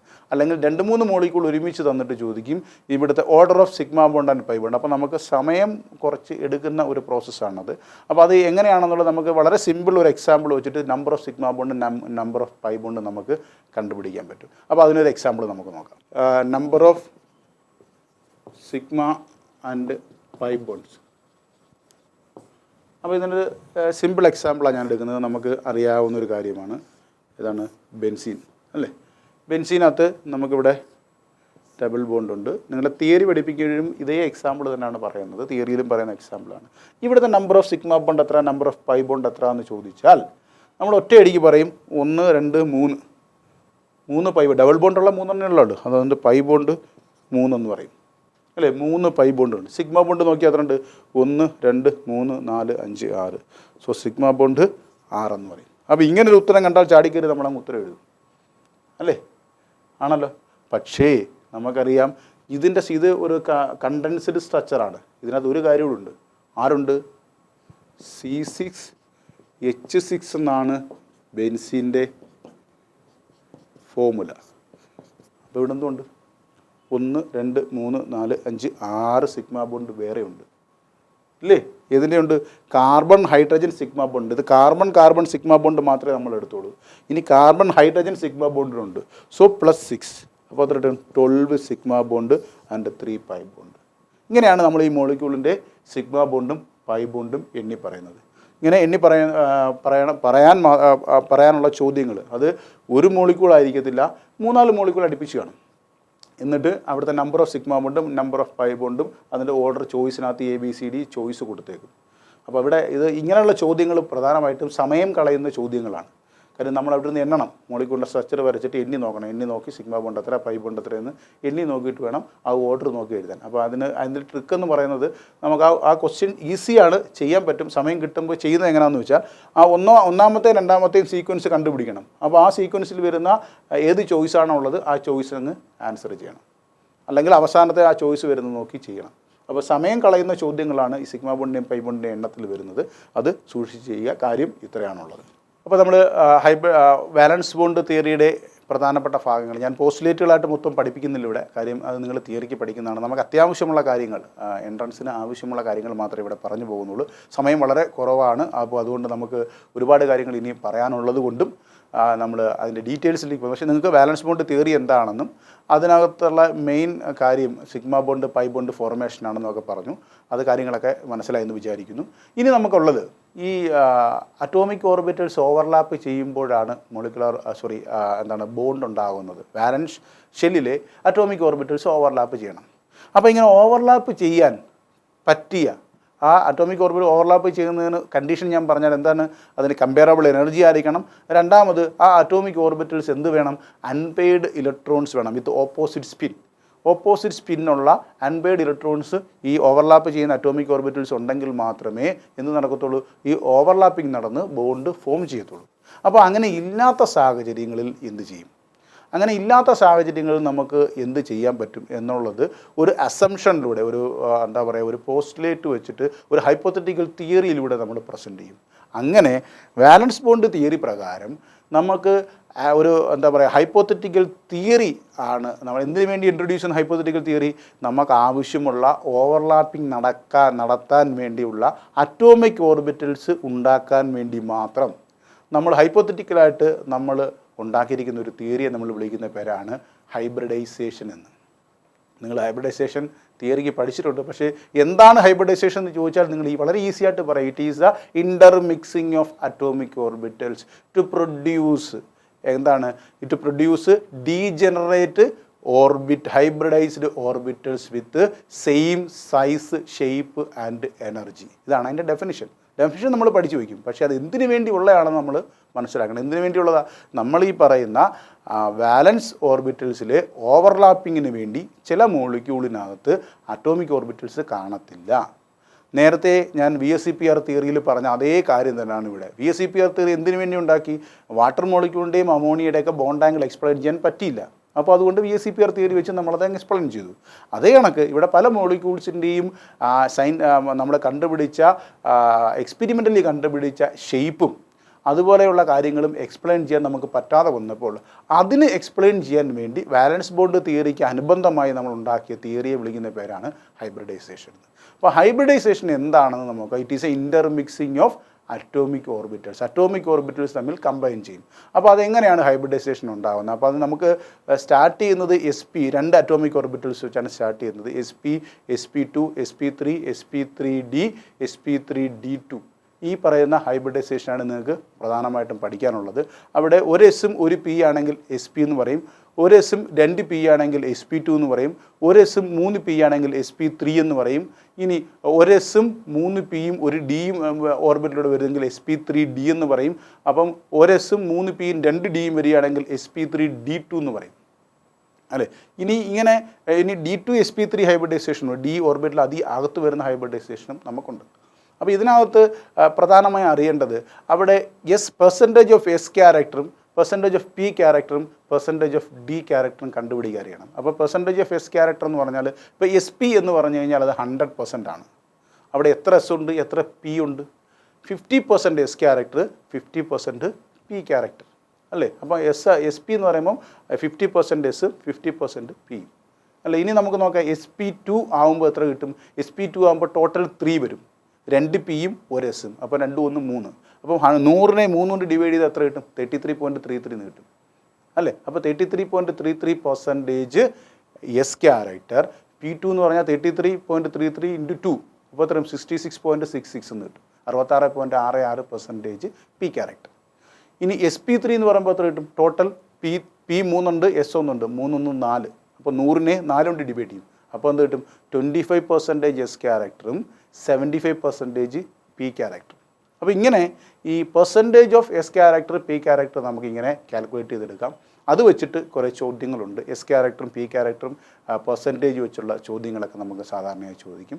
ഇനി ഇതിനകത്ത് നമ്മൾ പഠിക്കാനുള്ളത് എക്സാമ്പിൾസാണ്. ആ ഹൈബ്രിഡൈസേഷൻ്റെ എക്സാമ്പിളുകൾ ഇതിനെ ഞാൻ രണ്ടും കൂടെ ചേർത്തിട്ട് ഹൈബ്രിഡൈസേഷൻ്റെ എക്സാമ്പിളും നമ്മൾ നേരത്തെ പഠിച്ച VSEPR തിയറിയുടെ എക്സാമ്പിളൂടെ ചേർത്തിട്ട് ഒരുമിച്ച് നമ്മളങ്ങ് പഠിക്കുക. കാര്യം ഇത് ഒരുമിച്ച് പഠിച്ചാലേ ശരിയാവത്തുള്ളൂ. കാര്യം നമ്പർ ഓഫ് ലോൺ പേയേഴ്സ് ഉണ്ടോ ഇല്ലയോ എന്നുള്ളത് നോക്കിയിട്ട് അവിടുത്തെ ടോട്ടൽ നമ്പർ ഓഫ് ഇലക്ട്രോൺസും നോക്കിയിട്ടാണ് നമ്മൾ ഒരു മോളിക്യൂളിൻ്റെ എന്താ പറയുക ഹൈബ്രിഡൈസേഷൻ തീരുമാനിക്കുന്നത്. ആ ഹൈബ്രിഡൈസേഷൻ തീരുമാനിക്കാൻ ഒരു വഴിയൊക്കെ ഉണ്ട്, ഫോർമുലയൊക്കെ ഉണ്ട്. അത് നമുക്ക് വഴിയെ പഠിക്കാം. ഇപ്പം നമുക്ക് ഇതിൻ്റെ എക്സാമ്പിൾസ് ഒന്ന് നോക്കാം. ആ എക്സാമ്പിൾ ഏതൊക്കെയാണെന്ന് ഒന്ന് നോക്കാം. അപ്പോൾ നമ്മൾ ഇവിടെ മോളിക്യൂളിൻ്റെ ടൈപ്പും അതിൻ്റെ നമ്പർ ഓഫ് ഇലക്ട്രോൺ പെയേഴ്സും number of bond pairs, number of lone pairs, type of hybridization, shape, example, ഇങ്ങനൊരു ടേബിൾ പഠിക്കണം. ഇതെല്ലാം നിങ്ങളുടെ ടെക്സ്റ്റിനകത്ത് ഇങ്ങനൊരു ടേബിളുണ്ട്. ഇത് കുറച്ചുകൂടെ വിശദമായിട്ട് നമ്മുടെ ആപ്പിനകത്ത് ഈ ടേബിളുകൾ കൊടുത്തിട്ടുണ്ട് ഇതുകൊണ്ട് ബന്ധപ്പെട്ട കാര്യങ്ങൾ. കാര്യം ഇവിടെ നമ്മൾ അറിയേണ്ട ഒരു കാര്യം ഈ നമ്പർ ഓഫ് ലോൺ പേയേഴ്സ് എത്രയാണെന്ന് അറിയണം, എന്നിട്ട് അതിൻ്റെ ഹൈബ്രിഡൈസേഷൻ അറിയണം, അതിൻ്റെ ഷേപ്പ് അറിയണം, അതിൻ്റെ എക്സാമ്പിൾ അറിയണം. കാര്യം ഇതുമായിട്ട് ബന്ധപ്പെട്ടാണ് ഈ ടോപ്പിക്കുമായിട്ട് റിലേറ്റ് ചെയ്ത് ചോദിക്കാവുന്ന ചോദ്യങ്ങൾ പരമാവധി ഈ എക്സാമ്പിളുകളാണ്. ടൈപ്പ് തന്നിട്ട് ഒരേ ടൈപ്പിലുള്ള മോളിക്യൂൾ ഏതൊക്കെയാണെന്ന് ചോദിക്കും. അല്ലെങ്കിൽ ഹൈബ്രിഡൈസേഷൻ്റെ ഓർഡർ തന്നിട്ട് ആ ഓർഡറിലുള്ള ഹൈബ്രിഡൈസേഷനുള്ള മോളിക്യൂൾസ് ഏതൊക്കെയാണെന്ന് ചോദിക്കും. അല്ലെങ്കിൽ നമ്പർ ഓഫ് ലോൺ പേഴ്സിൻ്റെ ഓർഡർ തന്നിട്ട് ആ ലോൺ പേഴ്സിൻ്റെ ഓർഡറിലുള്ള ഏതൊക്കെയാണെന്ന് ചോദിക്കും. അപ്പോൾ ഇത് ഇങ്ങനെ ഉള്ള ഓർഡർ മൊത്തം നമ്മൾ അറിയണമെങ്കിൽ ഇതിനകത്ത് ഒരു ജനറലായിട്ട് ഇത് പഠിച്ചിരിക്കാൻ ഒരു എളുപ്പ വഴിയുണ്ട്. എളുപ്പ വഴി ഒന്നാമത്തെ നമുക്ക് കളയാം, AB2 എന്നുള്ളത് കളയാം. ഇവിടെ AB2വിനകത്ത് ലോൺ പെയർ ഇല്ല. ഓക്കെ, 2 ആറ്റങ്ങൾ മാത്രമേ ഉള്ളൂ. നമ്മൾ നമുക്ക് BF2 ബെറീലിയം ഡൈഫ്ലൂറൈഡ് എക്സാമ്പിൾ എടുത്തു കഴിഞ്ഞാൽ അത് ലീനിയറാണ്. ബെറീലിയം അങ്ങോട്ട്, ഈ ബെറീലിയത്തിൻ്റെ ഇങ്ങോട്ടൊരു ഫ്ലൂറിൻ ഇങ്ങോട്ടൊരു ഫ്ലൂറിൻ, ബെറീലിയം ഇങ്ങോട്ടൊരു ഫ്ലൂറിൻ ഇങ്ങോട്ടൊരു ഫ്ലൂറിൻ, ഇത് ലീനിയറാണ്. ഇത് നമുക്ക് കളയാം, അതിനകത്ത് ലോൺ പെയർ ഒന്നുമില്ല. അത് നോർമൽ ലീനിയറാണ്. SP ഹൈബ്രിഡൈസേഷൻ 2 ബോണ്ട് മാത്രമേ ഉള്ളൂ. ആ ബോണ്ട് വെച്ചിട്ടാണ് നമ്മൾ SP ഹൈബ്രിഡൈസേഷൻ കണ്ടുപിടിക്കുന്നത്. ഇനി AB3 എന്ന് പറയുന്നത്, AB3 എന്ന് പറയുമ്പോൾ 2 ചാൻസാണ് ഉള്ളത്. ഒരെണ്ണത്തിൽ ലോൺ പെയർ ഇല്ല, ഒരെണ്ണത്തിൽ ഒരു ലോൺ പെയർ. അപ്പോൾ AB3 AB2L എന്നൊരു കാറ്റഗറി ഉണ്ട്. അടുത്ത് നോക്കാം, AB4ൻ്റെ കാറ്റഗറിക്കകത്ത് 3 എണ്ണം വരും. അതായത് AB4, AB3L, AB2L2 ഈ 3 കാറ്റഗറി ഉണ്ട് AB4ൻ്റെ കാറ്റഗറി. അടുത്ത കാറ്റഗറി AB5ൻ്റെ കാറ്റഗറിയാണ്. AB5ൻ്റെ കാറ്റഗറിയിൽ എത്ര വരുന്നത് നമുക്ക് വേണ്ട ഇവിടം വരെ വരും. AB5, AB4L, AB3L2, then AB2L3 എന്ന് പറഞ്ഞാൽ ഇതിൻ്റെ അർത്ഥം ഈ ഒരു കാറ്റഗറി, ഈ 3 കാറ്റഗറി നമ്മൾ പഠിച്ചാൽ ഒരു 3 സെറ്റ് ഓഫ് കോമ്പൗണ്ട്സിനെ നമുക്ക് പഠിക്കാം. അങ്ങനെ ചെയ്യാനുള്ള കാരണമുണ്ട്. നോക്കേ, AB3L എന്ന് പറയുന്ന കാറ്റഗറിയുടെ ഹൈബ്രിഡൈസേഷൻ നോക്കേ, sp2 ഹൈബ്രിഡൈസേഷനാണ്. ഇനി AB4 തൊട്ട് AB2L2 വരെയുള്ള സെറ്റിൻ്റെ ഹൈബ്രിഡൈസേഷൻ എന്താണ്? sp3 ഹൈബ്രിഡൈസേഷനാണ്. അടുത്ത നോക്കാം, ഇവിടെ AB5 തൊട്ട് AB2L3 വരെയുള്ള ഉണ്ടോ, അതിൻ്റെ എല്ലാ ഹൈബ്രിഡൈസേഷൻ എന്താണ്? sp3d ഹൈബ്രിഡൈസേഷനാണ്. അപ്പോൾ 3 ഹൈബ്രിഡൈസേഷനും സെറ്റ് ഓഫ് ഹൈബ്രിഡൈസേഷൻ നമുക്ക് പഠിക്കാം. ആ സെറ്റ് ഓഫ് ഹൈബ്രിഡൈസേഷന് വേണ്ടി 3 set of type of compounds നമ്മൾ അറിഞ്ഞിരിക്കുക. ഇനി ഇതിൻ്റെ അങ്ങേയറ്റമുള്ള എക്സാമ്പിളുകളും ഓർത്ത് വയ്ക്കുക. ഞാൻ ഈ ബോർഡിൽ ഇത്ര എഴുതാൻ പറ്റത്തുള്ളൂ, അതുകൊണ്ടാണ് ഇത്ര എഴുതിയത്. നമ്മുടെ ആപ്പിനകത്ത് ഇത്രയും ഉണ്ട്. അപ്പോൾ ഇത് പഠിക്കാൻ അത് എങ്ങനെ പഠിക്കണമെന്ന് പറയാനാണ് ഈ ഒരു സെറ്റിന് എഴുതിയത്. ഈ സെറ്റ് ഇതേ കണക്ക് അങ്ങ് പഠിക്കുക. ഈ സെറ്റ് ഇതേ കണക്ക് പഠിച്ചാൽ നമുക്ക് sp2 ഹൈബ്രിഡൈസേഷൻ്റെ എക്സാമ്പിൾ പഠിക്കുക. 2 ടൈപ്പേ വരത്തുള്ളൂ. AB3 എന്ന് പറഞ്ഞാൽ 3 പെയർ ഓഫ് ഇലക്ട്രോൺ ഉണ്ട്, അത് 3 ബോണ്ട് പെയർ ആയിരിക്കും. AB2L എന്ന് പറഞ്ഞാൽ 3 പെയർ ഓഫ് ഇലക്ട്രോൺ ഉണ്ട്, 2 ബോണ്ട് പെയറും ഒരു ലോൺ പെയറും ആയിരിക്കും. AB4 എന്ന് പറഞ്ഞാൽ 4 ഉണ്ട്, 4 ബോണ്ട് പെയർ ആയിരിക്കും. AB3L എന്ന് പറഞ്ഞാൽ 3 ബോണ്ട് പെയറും ഒരു ലോൺ പെയറും. നമ്മുടെ അമോണിയ എക്സാമ്പിളാണ്, അമോണിയ എക്സാമ്പിളാണ് അല്ലേ. അപ്പോൾ ഇവിടെ AB2L2 എന്ന് പറഞ്ഞു കഴിഞ്ഞാൽ 2 ലോൺ പെയറും 2 ബോണ്ട് പെയർ എന്ന് വെച്ചാൽ വാട്ടർ മോളിക്യൂൾ. അമോണിയ വാട്ടറും ഒക്കെ വളരെ ഈസി ആയിട്ട് ഇത് പഠിക്കും. AB2L2 ഇവിടെ തിരിച്ചും ചോദ്യങ്ങൾ വരാം. ഒരു മോളിക്യൂൾ തന്നിരിക്കുന്നതിൽ ഏത് ടൈപ്പ് മോളിക്യൂളാണ് എന്ന് ഈ എക്സാമ്പിൾ ഇത് ചോദിക്കാം. AB2L2, AB4, AB3L എന്ന് പറഞ്ഞ ആ ഒരു രീതിയിൽ. ഇത് എല്ലിന് പകരം ചിലയിടത്ത് ഇ ഉപയോഗിക്കുന്നുണ്ട്, ചില ടെക്സ്റ്റുകളിലൊക്കെ ഇ ആണ് കാണിക്കുന്നത് ലോൺ പെയറിനെ. ഇവിടെ ലോൺ പെയറിനെ എല്ലെന്ന് നമ്മൾ കാണിക്കുന്നതേ ഉള്ളൂ.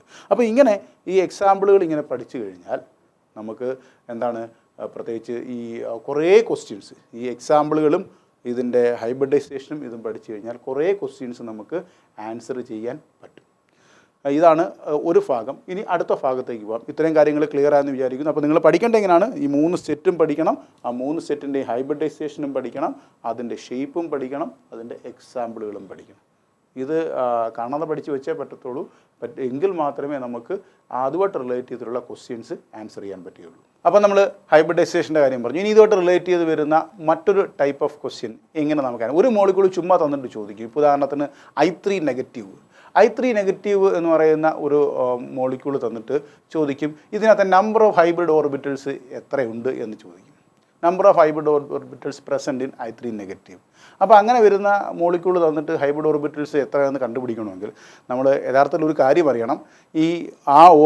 ആ തന്നിരിക്കുന്ന മോളിക്യൂളിൻ്റെ എങ്ങനെയാണ് നമ്മൾ ലൂയിസ് സ്ട്രക്ചർ വരയ്ക്കുന്നതെന്ന് അറിഞ്ഞിരിക്കണം. അത് അറിഞ്ഞെങ്കിൽ മാത്രമേ നമുക്ക് ഇത് ചെയ്യാൻ പറ്റൂ. അത് കണ്ടുപിടിക്കാൻ ഒരു ഫോർമുലയുണ്ട്, അതെന്താണെന്ന് നമുക്ക് നോക്കാം. അപ്പോൾ നമ്മൾ I3 നെഗറ്റീവ് എന്ന് പറയുന്നൊരു മോളിക്യൂൾ തന്നിട്ട് ഇതിൻ്റെ നമ്പർ ഓഫ് ഹൈബ്രിഡ് ഓർബിറ്റൽസ് എത്രയാണെന്ന് ചോദിച്ചാൽ നമുക്ക് കണ്ടുപിടിക്കാൻ ഒരു ഫോർമുല നമ്മളത് ക്രിയേറ്റ് ചെയ്തിരിക്കുന്നത്. Number of hybrid orbital H is equal to 1/2 into V plus Y minus C plus A എന്നാണ് നമ്മൾ എഴുതുന്നത്. അതായത് H is equal to 1/2 into V plus Y minus C plus A. ഈ V എന്ന് പറഞ്ഞാൽ number of valence electron, Y എന്ന് പറയുമ്പോൾ number of monovalent atoms. Number of valence electrons, number of monovalent atoms. C എന്ന് പറയുമ്പോൾ അവിടെയുള്ള cations, അതിൻ്റെ charge എത്രയാണ്. A എന്ന് പറയുമ്പോൾ ആനയോൺസിൻ്റെ ചാർജ് എത്രയാണ്. അതാണ് ഈ ഇക്വേഷനകത്ത് നമ്മൾ ഉദ്ദേശിക്കുന്നത്. ഈ ഇക്വേഷൻ പഠിച്ചു വെച്ച് കഴിഞ്ഞാൽ നമുക്ക് ഏത് മോളിക്യൂൾ വന്നാലും അതിൻ്റെ ഹൈബ്രിഡ് ഓർബിറ്റൽസിൻ്റെ എണ്ണം കണ്ടുപിടിക്കാൻ പറ്റും. ഹൈബ്രിഡ് ഓർബിറ്റൽസിൻ്റെ എണ്ണം കിട്ടിയാൽ ടൈപ്പ് ഓഫ് ഹൈബ്രിഡൈസേഷൻ ഈസി ആയിട്ട് കണ്ടുപിടിക്കാൻ പറ്റും. അപ്പോൾ ഹൈബ്രിഡ് ഓർബിറ്റൽസ് 4 ആണെങ്കിൽ നമുക്ക് എപ്പോഴും അറിയാം എന്താണ് sp3 ഹൈബ്രിഡൈസേഷൻ. ഹൈബ്രിഡ് ഓർബിറ്റൽ 3 ആണെങ്കിൽ നമ്മൾ പറയും sp2 ഹൈബ്രിഡൈസേഷൻ ആണ് അല്ലേ. അപ്പോൾ ഹൈബ്രിഡ് ഓർബിറ്റൽസിന് എണ്ണം കിട്ടിയാൽ ടൈപ്പ് ഓഫ് ഹൈബ്രിഡൈസേഷൻ കിട്ടും. ആ ഹൈബ്രിഡ് ഓർബിറ്റൽസിൻ്റെ എണ്ണം കിട്ടാനുള്ള ഇക്വേഷനാണ് H is equal to 1/2 into V plus Y minus C plus. ഇവിടെ നമുക്ക് I3 നെഗറ്റീവ് എന്ന് നോക്കാം. ഞാൻ നേരത്തെ ഒരു കാര്യം പറഞ്ഞു, ഇങ്ങനെ ചെയ്യണമെന്നുണ്ടെങ്കിൽ നമ്മൾ എന്ത് ചെയ്യണം, ഇതിൻ്റെ ഷേപ്പ് എഴുതാണെങ്കിൽ അതിൻ്റെ സ്ട്രക്ചർ എന്താണ്, ലൂയിസ് സ്ട്രക്ചർ. ഇപ്പോൾ I3 നെഗറ്റീവ് നമ്മൾ എഴുതുന്നത് ഇങ്ങോട്ട് I ഇവിടെ നെഗറ്റീവ്, ഇതാണ് I3 negative. 3 iodine, central atom എന്ന് പറഞ്ഞാൽ ഒരു ഐഡിയൻ തന്നെയാണ്.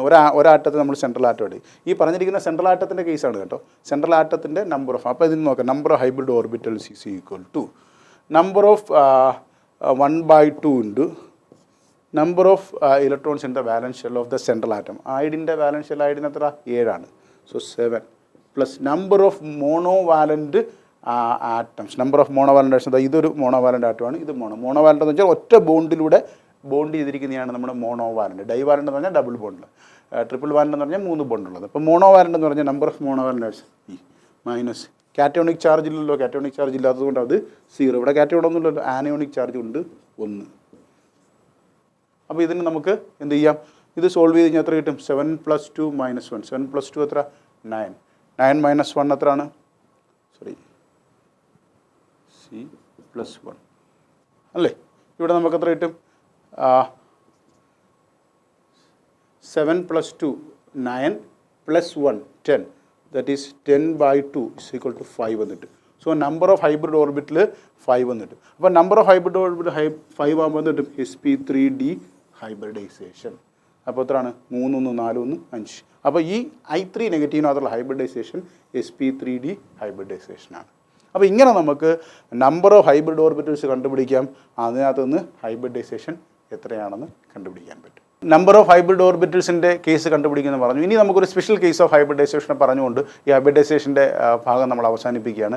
സ്പെഷ്യൽ കേസ് ഓഫ് ഹൈബ്രിഡൈസേഷൻ എന്ന് പറഞ്ഞു കഴിഞ്ഞാൽ നമുക്കറിയാം കാർബൺ കോമ്പൗണ്ട്സ്, ഓർഗാനിക് കോമ്പൗണ്ട്സിനകത്ത് നമുക്കൊരു സീക്വൻസ് ഓഫ് ഹൈബ്രിഡൈസേഷൻ ഉണ്ട്. അതെന്താണെന്നൂടെ പറഞ്ഞുകൊണ്ട് നമുക്ക് എളുപ്പത്തിൽ അവസാനിപ്പിക്കാൻ പറ്റും. കാർബൺ കോമ്പൗണ്ട്സിനകത്ത് C സിംഗിൾ ബോണ്ട് C ഉണ്ട്, C ഡബിൾ ബോണ്ട് C ഉണ്ട്, C ട്രിപ്പിൾ ബോണ്ട് C ഉണ്ട് അല്ലേ? അപ്പോൾ ഈ 3 തരത്തിലുള്ള ഇതിനെ ആൽക്കെയിൻ എന്ന് പറയും. ആൽക്കെയിൻ ANE, ഇത് ആൽക്കെയിൻ ENE, ഇത് ആൽക്കൈൻ ALYNE അല്ലയോ? അപ്പോൾ ANE ENE YNE single bond, double bond, triple bond. ഇവിടെ കാർബണിൻ്റെ ഹൈബ്രിഡൈസേഷനുകളിൽ വ്യത്യാസമുണ്ട്. അപ്പം നമുക്ക് ഇവിടെ കാർബൺ സിംഗിൾ ബോണ്ട് ആണെങ്കിൽ അവിടുത്തെ ഹൈബ്രിഡൈസേഷൻ എപ്പോഴും sp3 ഹൈബ്രിഡൈസേഷനാണ്. sp3 ഹൈബ്രിഡൈസേഷനാണ്. ഇവിടെ കാർബൺ ഡബിൾ ബോണ്ട് ആണെങ്കിൽ അതിൻ്റെ ഹൈബ്രിഡൈസേഷൻ sp2 ഹൈബ്രിഡൈസേഷനാണ്. കാർബൺ ട്രിപ്പിൾ ബോണ്ട് ആണെങ്കിൽ sp ഹൈബ്രിഡൈസേഷനാണ്. എന്ന് പറഞ്ഞാൽ ഇവിടെ there is a relationship.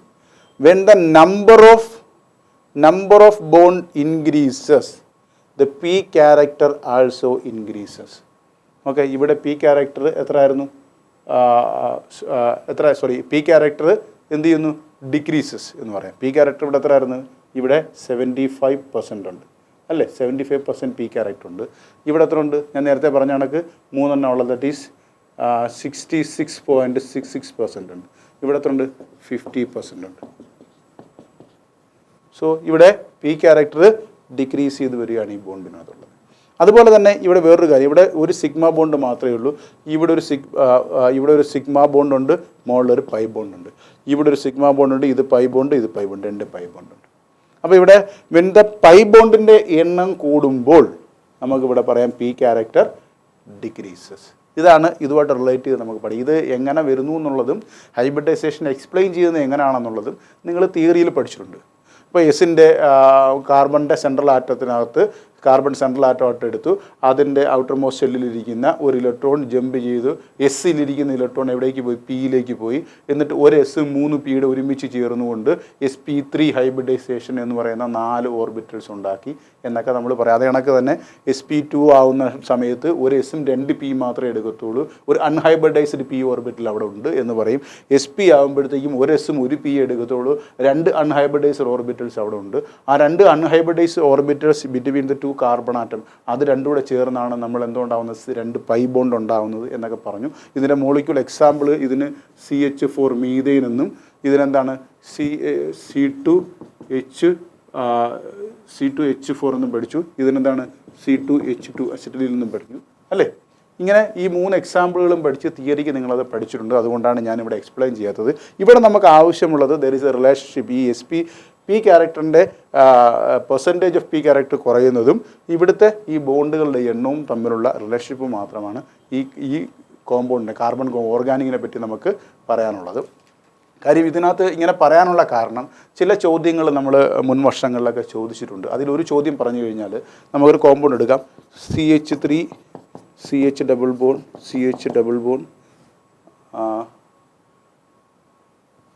CH3 C double bond CH single bond CH3 1 2 3 4 5 അല്ലേ? അപ്പോൾ അവിടെ 5 കാർബണാറ്റ് ഉണ്ട്, 1 2 3 4 5 അല്ലേ? ഇപ്പോൾ ഇവിടെ നിന്ന് ചോദ്യം വന്നേക്കുന്നത് type of hybridization on the 5 carbon atoms from left to right. Type of hybridisation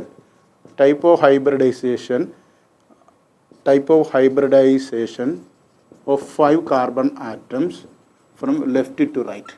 left to റൈറ്റിലെ ടൈപ്പ് ഓഫ് ഹൈബ്രിഡൈസേഷൻ എന്താണ്? അപ്പോൾ നോക്കി ഇവിടെ എന്താണ്? sp3 ഹൈബ്രിഡൈസേഷനാണ്. ഇവിടെ ഡബിൾ ബോണ്ട് ഉണ്ട്, അതുകൊണ്ട് നമുക്ക് എന്താ പറയാം? sp2 ആണെന്ന് പറയാം. ഇവിടെ എന്തുകൊണ്ട്? ഇവിടെയും അപ്പുറത്തിപ്പുറം ഡബിൾ ബോണ്ട്, അതെന്താണ്? sp2 ഹൈബ്രിഡൈസേഷനാണ്. ഇവിടെ ഡബിൾ ബോണ്ട് ഉണ്ട്, അതുകൊണ്ട് എന്താണ്? sp2 hybridisation. ഇവിടെ സിംഗിൾ ബോണ്ട് ഉണ്ട്, sp3 ഹൈബ്രിഡൈസേഷനാണ്. So sp3 sp2 sp hybridization, sp3 hybridization. ഇതാണ് എൻ്റെ ഓർഡർ എന്ന് പറയുന്നത്. ഇങ്ങനെയുള്ള ചോദ്യങ്ങൾ വരുമ്പോൾ നമുക്ക് ഈ കാര്യങ്ങൾ ഓർഗാനിക്കിൻ്റെ ഈ കാര്യങ്ങൾ ഓർത്തിരുന്നെങ്കിൽ മാത്രമേ ആൻസർ ചെയ്യാൻ പറ്റുകയുള്ളൂ. അപ്പോൾ നമ്മൾ വാലൻസ് ബോണ്ട് തിയറിയും അതുമായിട്ട് ബന്ധപ്പെട്ട ഹൈബ്രിഡൈസേഷനും കാര്യങ്ങളൊക്കെ നമ്മൾ ഇവിടെ ചർച്ച ചെയ്ത് കഴിഞ്ഞു. നമ്പർ ഓഫ് ഹൈബ്രിഡ് ഓർബിറ്റൽസ് കണ്ടുപിടിക്കാനുള്ള ഫോർമുല നമ്മൾ പഠിച്ചു. ഇനി ഓർഗാനിക് കോമ്പൗണ്ട്സിനകത്ത് കാർബൺ സിംഗിൾ ബോണ്ട് ഉള്ളതും കാർബൺ ഡബിൾ ബോണ്ട് ഉള്ളതും കാർബൺ ട്രിപ്പിൾ ബോണ്ട് ഉള്ളതിലുള്ള ഹൈബ്രിഡൈസേഷൻ്റെ വ്യത്യാസങ്ങൾ നമ്മൾ പറഞ്ഞു. അതിൻ്റെ എക്സാമ്പിൾ ചോദ്യം എങ്ങനെയാണെന്ന് നമ്മൾ ഒന്ന് ചെയ്ത് കഴിഞ്ഞു. ഇതിൽ കൂടുതൽ ചോദ്യങ്ങളുണ്ട് കേട്ടോ. ഈ ചോദ്യങ്ങൾക്കാണ് നിങ്ങൾ ആപ്പ് ഡൗൺലോഡ് ചെയ്ത് കഴിഞ്ഞാൽ അതിൽ ഇതേ തിയറികളും കൊടുത്തിട്ടുണ്ട്, ഇതേ കാര്യങ്ങളും കൊടുത്തിട്ടുണ്ട്. ചോദ്യങ്ങൾ ഇഷ്ടംപോലെ നിങ്ങൾക്ക് വീട്ടിലിരുന്ന് ചെയ്ത് നോക്കാൻ പറ്റുന്നതാണ്. ഇനി നമ്മൾ അടുത്ത തിയറിയിലേക്ക് പോകണം. ഇതിൻ്റെ ഈ ചാപ്റ്റർ ഓർബിറ്റലിൻ്റെ അവസാനത്തെ തിയറിയാണ് MO theory, molecular orbital theory എന്ന് പറയുന്നത്. MO തിയറിയിൽ തിയറി പറഞ്ഞു കഴിഞ്ഞാൽ അതിനെ നമുക്ക് എന്താ പറയുക, ഒരു വേവ് മെക്കാനിക്കൽ മോഡൽ കൊണ്ടുണ്ടാക്കിയ ഒരു തിയറിയാണ്. ആ തിയറിയെ നമ്മൾ ഹണ്ട് ആൻഡ് മുള്ളിക്കൻ തിയറി എന്നൂടെ പറയാറുണ്ട്. മോളിക്കുലാർ ഓർബിറ്റൽ തിയറിയെ പറയുന്ന പേര് ഹണ്ട് ആൻഡ് മുള്ളിക്കൻ തിയറി എന്നൂടെ പറയാറുണ്ട്. കാരണം അത് ആദ്യം കൊണ്ടുവന്നത് ഹണ്ട്, മുള്ളിക്കൻ, ഈ രണ്ട് സയൻറ്റിസ്റ്റുകളാണ് ആദ്യം ഈ തിയറി കൊണ്ട് ഹണ്ട് ആൻഡ് മുള്ളിക്കൻ തിയറി. അത് കണക്ക് തന്നെ ജോൺ സി സ്ലേറ്റർ എന്ന് പറയുന്ന സയൻറ്റിസ്റ്റാണ് അത് പിന്നീട് അത് ഡെവലപ്പ് ചെയ്തത്. ജോൺ സി സ്ലേറ്ററാണ് അത് പിന്നീട് ഡെവലപ്പ് ചെയ്ത ആൾ. ഹണ്ട് ആൻഡ് മുള്ളിക്കനാണ് ഇത് ആദ്യമേ കൊണ്ടുവന്നത്. അതുകൊണ്ട് ഈ തിയറിയെ മറ്റൊരു പേരിൽ വിളിക്കുന്നത് ഹണ്ട് ആൻഡ് മുള്ളിക്കൻ തിയറി എന്നാണ്. ഇത്രയും കാര്യം ഓർത്തിരുന്നാൽ മതി. ഈ തിയറി പ്രധാനമായിട്ടും എക്സ്പ്ലെയിൻ ചെയ്യുന്നത് ഹോമോന്യൂക്ലിയർ ഡയറ്റോമിക് മോളിക്യൂൾസിൻ്റെ സ്റ്റെബിലിറ്റിയെക്കുറിച്ചാണ്. ഹോമോന്യൂക്ലിയർ ഡയറ്റോമിക് മോളിക്യൂൾസ് എന്ന് പറയുമ്പോൾ നമുക്കുള്ളത് ഹൈഡ്രജൻ H2 എന്ന് വരും അല്ലേ, അതുപോലെ തന്നെ ഓക്സിജൻ O2. ഇങ്ങനെ ഒരേ ന്യൂക്ലിയസ് വരുന്ന രണ്ട് ആറ്റങ്ങൾ ചേർന്ന് ഒരു ഡയറ്റോമിക് മോളിക്യൂൾ. അപ്പം അതിൻ്റെ മോളിക്യൂളിനകത്ത് രണ്ട് ആറ്റങ്ങൾ വരും. അങ്ങനെയുള്ള മോളിക്യൂൾസിൻ്റെ stability, whether they exist or not, അപ്പോൾ അത് നിലനിൽക്കുമോ ഇല്ലയോ എന്ന് എക്സ്പ്ലെയിൻ ചെയ്യാൻ വേണ്ടി നമ്മൾ പറഞ്ഞൊരു തിയറിയാണ് മോളിക്കുലാർ ഓർബിറ്റൽ തിയറി. ഇതിൻ്റെ കാതലായിട്ടുള്ള ഏറ്റവും പ്രധാനപ്പെട്ട പോസ്റ്റുലേറ്റ് എന്ന് പറയുന്നത് നമ്മളിപ്പോൾ വാലൻസ് ബോണ്ട് തിയറിയിൽ പറഞ്ഞു നിർത്തിയ അറ്റോമിക് ഓർബിറ്റൽസ്, SPDF എന്ന് പറഞ്ഞ അറ്റോമിക് ഓർബിറ്റൽ നിങ്ങൾക്കറിയാം. ആറ്റോമിക് ഓർബിറ്റൽ കമ്പൈൻ ചെയ്തുകൊണ്ട് ബോണ്ട് ഉണ്ടാകുന്നതെന്നാണ് ആര് പറഞ്ഞത്? വാലൻസ് ബോണ്ട് തിയറിയിൽ ഹെയ്ലറും ലണ്ടനും ലീനസ് പോളിങ്ങും ഒക്കെ പറഞ്ഞത്. പക്ഷേ MO തിയറിയിൽ വന്നപ്പോൾ ഹണ്ട് ആൻഡ് മുള്ളിക്കൻ എന്ന് പറയുന്നവർ പുതിയൊരു കോൺസെപ്റ്റ് കൊണ്ടുവന്നു. ആ പുതിയ കോൺസെപ്റ്റ് എവിടെയാണെന്നറിയാമോ? എവിടുന്നാന്ന് വെച്ചാൽ നമ്മൾ പഠിച്ച വേവ് മെക്കാനിക്കൽ മോഡൽ ഓഫ് ആറ്റത്തിനകത്ത് നമ്മളൊരു സൈ എന്നും പറഞ്ഞൊരു വേവ് ഫംഗ്ഷൻ പഠിക്കുന്നില്ലേ? ആ സൈ എന്ന് പറയുന്ന വേവ് ഫംഗ്ഷനെ എടുത്തുകൊണ്ടാണ് ഇവിടെ നമ്മൾ MO തിയറിയിൽ പറയുന്നത്. അപ്പോൾ MO തിയറിയിൽ സൈയെ എങ്ങനെ ഇൻക്ലൂഡ് ചെയ്തിരിക്കുന്നു എന്ന് നോക്കാം. അതിനൊരു എക്സാമ്പിൾ എടുത്തുകൊണ്ട് നമുക്ക് നോക്കാം. ഞാൻ ആ തിയറി മുഴുവൻ എക്സ്പ്ലെയിൻ ചെയ്താൽ ഒരുപാട് സമയമെടുക്കും. അതുകൊണ്ട് നമുക്ക് രണ്ട് ഹൈഡ്രജൻ ആറ്റങ്ങൾ HA ആൻഡ് ഈ രണ്ട് ഹൈഡ്രജൻ ആറ്റങ്ങളുടെ കാര്യം പറഞ്ഞുകൊണ്ട് HB എന്ന് പറയുന്ന രണ്ട് ഹൈഡ്രജൻ ആറ്റങ്ങൾ എടുത്തുകൊണ്ട് ഇതിൻ്റെ കാര്യം പറഞ്ഞുകൊണ്ട് അവസാനിപ്പിക്കാം. ഈ രണ്ട് ഹൈഡ്രജൻ ആറ്റങ്ങൾക്കും നമുക്ക് എന്തുണ്ട്, അവിടെ വേവ് ഫങ്ഷൻസ് ഉണ്ട് എന്ന് പറഞ്ഞാൽ ഇതിനകത്തുള്ള വേവ് ഫങ്ഷൻ സൈ എന്നും ഇതിനകത്തുള്ള വേവ് ഫങ്ഷൻ സൈ ബി. ഇതിനകത്ത് ഇലക്ട്രോൺസ് ഉണ്ടല്ലോ, ഓരോ ഇലക്ട്രോൺ ഉണ്ട്. ആ ഇലക്ട്രോണിൻ്റെ wave function psi A plus psi B. ഇനി ഈ രണ്ട് ഹൈഡ്രജൻ ആറ്റങ്ങളും ഇങ്ങനെ അടുത്തടുത്ത് വന്ന് ഒരു ബോണ്ട് ഫോം ചെയ്യുന്ന സമയത്ത് ഈ രണ്ട് വേവ് ഫങ്ഷൻസും അടുത്തടുത്ത് വരുമ്പോൾ ഇവിടെ എന്ത് നടക്കും? അഡീഷൻ നടക്കാം, അല്ലെങ്കിൽ സബ്സ്ട്രാക്ഷൻ നടക്കാം. ഈ സിമ്പിൾ കാര്യം അത്. ഈ രണ്ട് വേവ് ഫങ്ഷൻ തമ്മിൽ അഡീഷൻ നടക്കാം, അല്ലെങ്കിൽ എന്ത് നടക്കാം? സബ്സ്ട്രാക്ഷൻ. ഒന്നുകിൽ അത് അട്രാക്ട് ചെയ്യും, അല്ലെങ്കിൽ അത് തമ്മിൽ റിപ്പൽ ചെയ്യും എന്നാണ് നമ്മൾ ഈ തിയറിയിൽ പറയുന്നത്. ഇങ്ങനെ അഡീഷൻ നടക്കുമ്പോൾ അവിടെ പുതിയൊരു മോളിക്കുലാർ ഓർബിറ്റൽ ഉണ്ടാവും. സബ്സ്ട്രാക്ട് ചെയ്യുമ്പോൾ പുതിയൊരു മോളിക്കുലാർ ഓർബിറ്റൽ ഉണ്ടാവും. ഈ അഡീഷൻ നടക്കുമ്പോഴും സബ്സ്ട്രാക്ഷൻ നടക്കുമ്പോഴും രണ്ട് തരത്തിലുള്ള മോളിക്യൂൾ ഉണ്ടാകും. ഒന്ന് അഡീഷൻ നടക്കുമ്പോൾ കിട്ടുന്ന മോളിക്യൂളിനെ നമ്മൾ എന്താണ് psi A plus psi B ഇത് രണ്ടും കൂടെ ആഡ് ചെയ്യും. ഇതിനെ നമ്മൾ വിളിക്കുന്ന പേര് ബോണ്ടിങ് മോളിക്കുലാർ ഓർബിറ്റൽ എന്നാണ്. Bonding molecular orbital. ഇനി സബ്സ്ട്രാക്ഷൻ നടക്കുമ്പോൾ psi A minus psi B ഇവിടെ നടക്കുമ്പോൾ ആൻറ്റി ബോണ്ടിങ് മോളിക്കുലാർ ഓർബിറ്റൽ എന്ന് പറഞ്ഞാൽ മറ്റൊരു ഓർബിറ്റൽ ഉണ്ടാവും. അപ്പോൾ എന്നിട്ട് ഇവർ പറയുന്നത് electrons are not present in atomic orbitals. ഈ അറ്റോമിക് ഓർബിറ്റൽസിലല്ല ഇലക്ട്രോൺസ് നിൽക്കുന്നത്, പകരം ഈ മോളിക്കുലാർ ഓർബിറ്റൽസിലാണ്. ആ മോളിക്കുലാർ ഓർബിറ്റൽസിലാണ് രണ്ട് തരം, ബോണ്ടിങ് മോളിക്കുലാർ ഓർബിറ്റലും ഉണ്ട്, ആൻറ്റി ബോണ്ടിങ് മോളിക്കുലാർ ഓർബിറ്റലുണ്ട്. എന്നിട്ട് ഈ കാണിച്ചിരിക്കുന്ന കണക്ക് തന്നെ ഇതിൻ്റെ എനർജി കുറവാണ്. എന്തിനേക്കാൾ?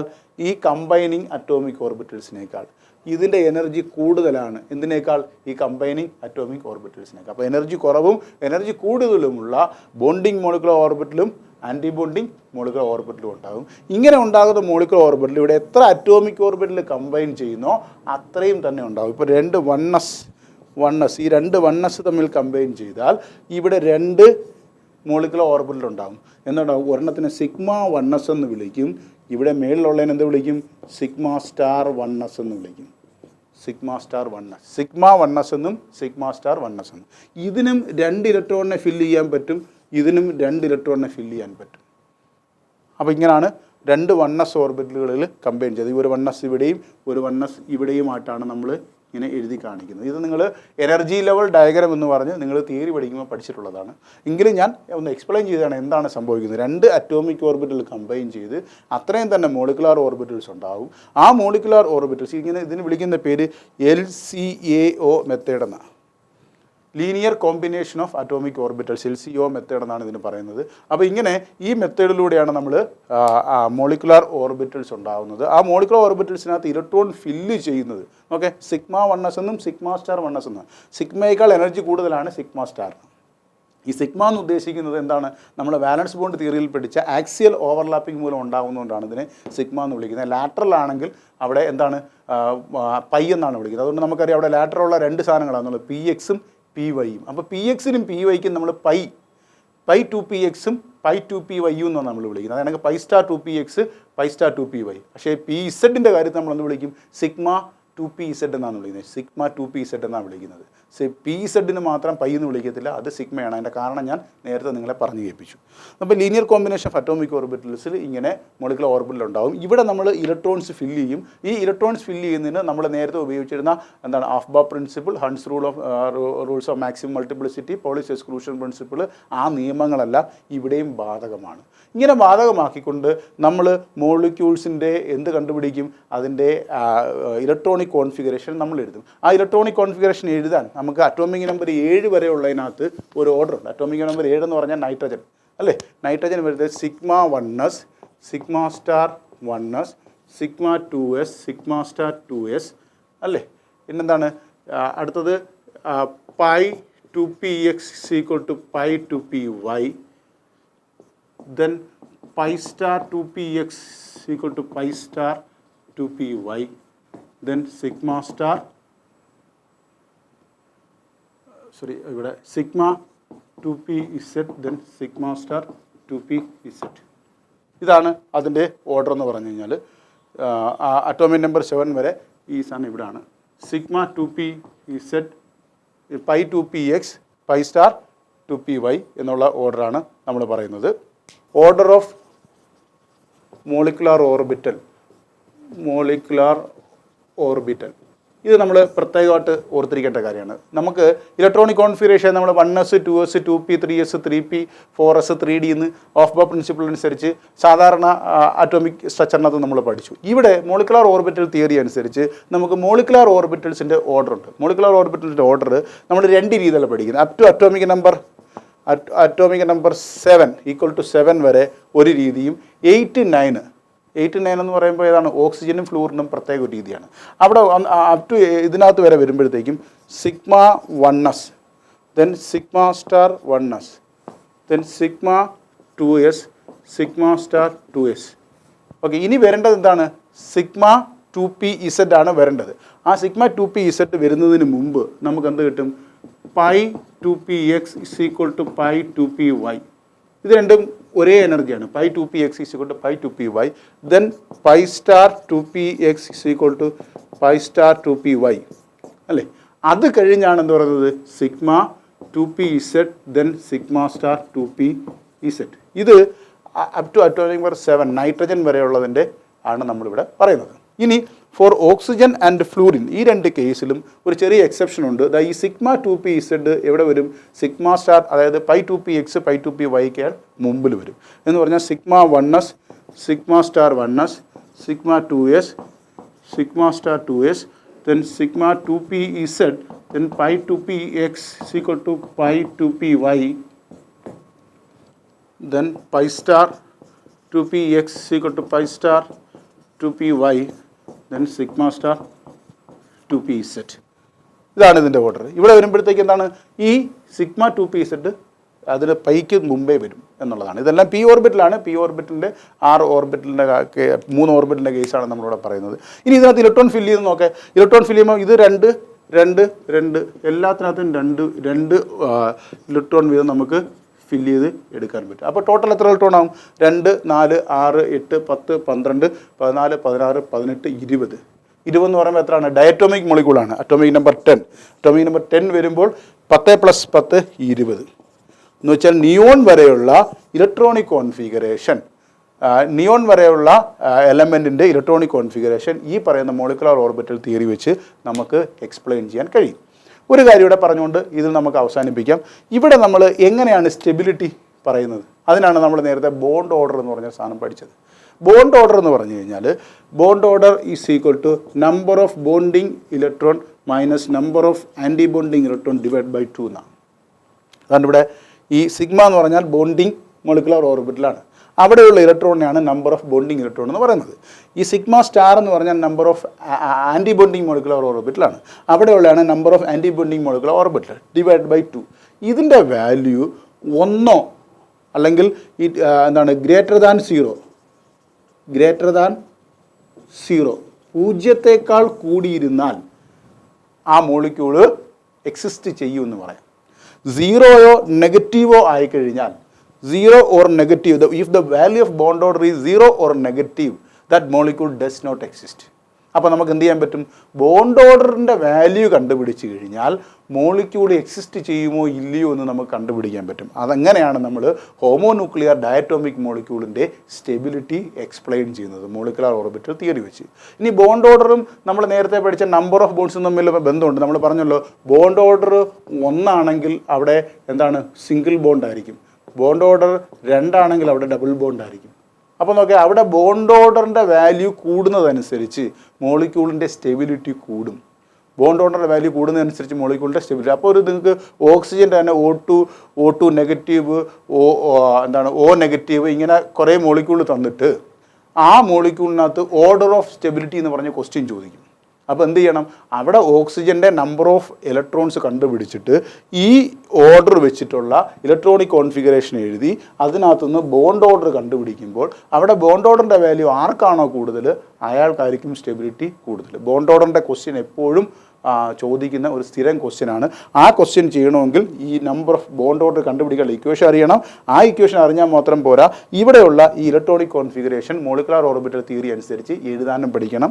ഈ എക്സെപ്ഷനും ഓർത്തിരുന്നോണം. അറ്റോമിക് നമ്പർ 7ഉം ഓക്സിജൻ ആൻഡ് ഫ്ലൂറിനും തമ്മിലുള്ള എക്സെപ്ഷനും ഓർത്തിരുന്നോണം. എങ്കിൽ മാത്രമേ നമുക്കത് ചെയ്യാൻ പറ്റുകയുള്ളൂ. അപ്പോൾ നമ്മൾ ഈ ചാപ്റ്ററിൻ്റെ അവസാന ഭാഗത്തേക്ക് എത്തിയിരിക്കുകയാണ്. നമ്മൾ മോളിക്കുലർ ഓർബിറ്റൽ തിയറി പറഞ്ഞു, അതുമായിട്ട് ബന്ധപ്പെട്ട ഇലക്ട്രോണിക് കോൺഫിഗറേഷൻ പറഞ്ഞു, അതിനകത്ത് ബോണ്ട് ഓർഡർ പറഞ്ഞു, സ്റ്റെബിലിറ്റി പറഞ്ഞു. ഇനി ഇതുമായിട്ട് ബന്ധപ്പെട്ട ചോദ്യങ്ങളുണ്ട്. ആ ചോദ്യങ്ങളെല്ലാം നിങ്ങൾ ആപ്പിൽ നോക്കിയാൽ ചോദ്യങ്ങൾ ചെയ്യാൻ പറ്റും. സമയം കിട്ടുമെങ്കിൽ 1-2 ചോദ്യങ്ങൾ ചെയ്യാനാണ് ഞാൻ ഇരുന്നത്. പക്ഷേ നമുക്ക് സമയം 1 മണിക്കൂർ തീരാറാവുന്നു. അതുകൊണ്ട് നമുക്ക് ചോദ്യങ്ങളിലേക്ക് അധികം പോകാൻ പറ്റത്തില്ല. അവസാനമായിട്ട് ബോണ്ടിങ്ങിൽ ഏറ്റവും ലാസ്റ്റ് ഉള്ളതാണ് ഹൈഡ്രജൻ ബോണ്ടിങ് എന്ന് പറഞ്ഞാൽ. എന്താണ് ഹൈഡ്രജൻ ബോണ്ടിങ്? ഹൈഡ്രജൻ ബോണ്ടിങ് നിങ്ങൾ സാധാരണ പഠിച്ചിട്ടുണ്ട്, നേരത്തെയൊക്കെ പഠിച്ചിട്ടുള്ള കാര്യമാണ് ഹൈഡ്രജൻ ബോണ്ടിങ്. അതിൽ ഒന്ന് വിശദമായി പറഞ്ഞു കഴിഞ്ഞാൽ ഒരു മോളിക്യൂൾ എടുത്തു കഴിഞ്ഞാൽ ആ മോളിക്യൂളിനകത്ത് ഒരു ഹൈലി ഇലക്ട്രോ നെഗറ്റീവായ എലമെൻ്റ് ഉണ്ടെന്ന് വിചാരിക്കുക. ഉദാഹരണത്തിന് ഹൈഡ്രജൻ ഹാലൈഡ്സ് എടുക്കാം, അല്ലെങ്കിൽ വാട്ടർ എടുക്കാം. വാട്ടർ എടുത്താൽ H2O എന്നാണ്. H2Oയ്ക്കകത്ത് നമുക്ക് എക്സാമ്പിൾ എഴുതി ചെയ്യാം. H2O അവിടെ നമുക്ക് ഓക്സിജനാണ് സെൻട്രൽ ആറ്റം. അവിടെ എന്തുകൊണ്ട് 2 ഉണ്ട്. ഇവിടെ നോക്കേ, ഇവിടെ ഈ മോളിക്യൂളിനകത്ത് ഓക്സിജന് ഹൈഡ്രജനേക്കാൾ ഇലക്ട്രോ നെഗറ്റിവിറ്റി കൂടുതലാണ് അല്ലേ? കൂടുതലായതുകൊണ്ട് ഇവിടെ ഷെയർ ചെയ്തിരിക്കുന്ന ഇലക്ട്രോണിനെ ഇങ്ങോട്ട് പിടിച്ചെങ്കിൽ അവിടെ ഡെൽറ്റ നെഗറ്റീവ് കിട്ടും, ഇവിടെ ഡെൽറ്റ പോസിറ്റീവ് കിട്ടും. അപ്പോൾ ഇതേ കണക്ക് തന്നെ അടുത്തൊരു മോളിക്യൂൾ എഴുതാം നമുക്ക്. ഓക്സിജൻ ഇവിടെ ഉണ്ട്, ഹൈഡ്രജൻ, ഇവിടെ ഡെൽറ്റ നെഗറ്റീവ് ഉണ്ട്, ഡെൽറ്റ നെഗറ്റീവ്, ഇവിടെ ഡെൽറ്റ പോസിറ്റീവ്. നോക്കേ, ഇവിടെ ഒരു മോളിക്യൂളിലെ ഈ മോളിക്യൂളിലെ ഹൈലി ഇലക്ട്രോ നെഗറ്റീവ് ആറ്റവും തൊട്ട് നെയ്ബറിങ് ആയിരിക്കുന്ന മോളിക്യൂളിലെ ഇലക്ട്രോ പോസിറ്റീവ് ആറ്റം, അതായത് ഇതുമായിട്ട് ബന്ധപ്പെട്ട ആറ്റവും തമ്മിൽ ഒരു ബോണ്ടിങ് ഉണ്ടാവും. കാര്യം ഇതൊരു നെഗറ്റീവും പോസിറ്റീവും ഓപ്പോസിറ്റ് ചാർജസാണ്. ഇങ്ങനെയുള്ള ഈ ബോണ്ടിനെ, ഇതൊരു ടെമ്പററി ബോണ്ടാണ്, ഇങ്ങനെയുള്ള ബോണ്ടിനെ നമ്മൾ വിളിക്കുന്ന പേരാണ് hydrogen bonding. Hydrogen bonding is the bond formed between the highly electro negative atom of one molecule with the atom of the neighbouring molecule. ഇതിനെ നമ്മൾ വിളിക്കുന്ന പേരാണ് ഇന്റർ മോളിക്കുലാർ ഹൈഡ്രജൻ ബോണ്ടിങ്. അപ്പം 2 മോളിക്യൂൾ തമ്മിലുള്ള ഹൈഡ്രജൻ ബോണ്ടിങ്. അപ്പോൾ hydrogen ബോണ്ടിങ്ങിൻ്റെ condition ഇതാണ്. അവിടെ ഒരു ഇലക്ട്രോ നെഗറ്റീവ് എലമെൻറ്റ് ഉണ്ടാവണം. എങ്കിൽ മാത്രമേ ഹൈഡ്രജൻ ബോണ്ടിങ് ഉണ്ടാകുകയുള്ളൂ. പ്രത്യേകിച്ച് നമ്മൾ ഹൈഡ്രജൻ ഹാലൈഡ്സ് ആണ് ഹൈഡ്രജൻ ബോണ്ടിങ്ങിനെ പ്രത്യേകത ലീനിയർ ഹൈഡ്രജൻ ബോണ്ടിങ്ങിനെ പറയുന്നത്. വാട്ടറിനെ സംബന്ധിച്ചുള്ള ഹൈഡ്രജൻ ബോണ്ടിങ് വാട്ടറിൻ്റെ ഒരുപാട് പ്രോപ്പർട്ടീസിന് ഹൈഡ്രജൻ ബോണ്ടിങ് വെച്ചാണ് നമ്മൾ എക്സ്പ്ലെയിൻ ചെയ്യുന്നത്. അതായത് വാട്ടറിനെ സംബന്ധിച്ച് വാട്ടറിൻ്റെ മെൽറ്റിംഗ് പോയിൻറ്റ് വളരെ ബോയിലിംഗ് പോയിൻറ്റ് വളരെ കൂടിയിരിക്കാനുള്ള കാരണമൊക്കെ നമ്മൾ ഹൈഡ്രജൻ ബോണ്ടിങ് വെച്ചാണ് സാധാരണ എക്സ്പ്ലെയിൻ ചെയ്യാറുള്ളത്. ഇനി ഇതിനകത്ത് ഒരെണ്ണമുണ്ട്, intramolecular hydrogen bonding. Intramolecular hydrogen ബോണ്ടിങ്ങിന് നമ്മൾ എക്സാമ്പിളായിട്ട് എടുക്കുന്നത് ഓർത്തോ ഹൈഡ്രോക്സി ബെൻസോയിക് ആസിഡാണ്. COOH ഓർത്തോ ഹൈഡ്രോക്സി, ഇവിടെ ഒരു OH ഗ്രൂപ്പ് ഉണ്ട്. ഓർത്തോ ഹൈഡ്രോക്സി ബെൻസോയിക് ആസിഡ് നമ്മൾ വിളിക്കുന്ന പേര് എന്താണ്? വേറൊരു പേര് വിളിക്കും, സാലിസിലിക് ആസിഡ് എന്ന് വിളിക്കും. ഇത് ഓർത്തോ ഹൈഡ്രോക്സി ബെൻസോയിക് ആസിഡ്, ഇതിനെ വിളിക്കുന്ന പേരാണ് സാലിസിലിക് ആസിഡ് എന്ന് വിളിക്കും. ഈ സാലിസിലിക് ആസിഡിൻ്റെ എക്സാമ്പിൾ എന്ന് പറഞ്ഞാൽ ഇവിടെ നോക്കാം, ഇവിടെ നമുക്ക്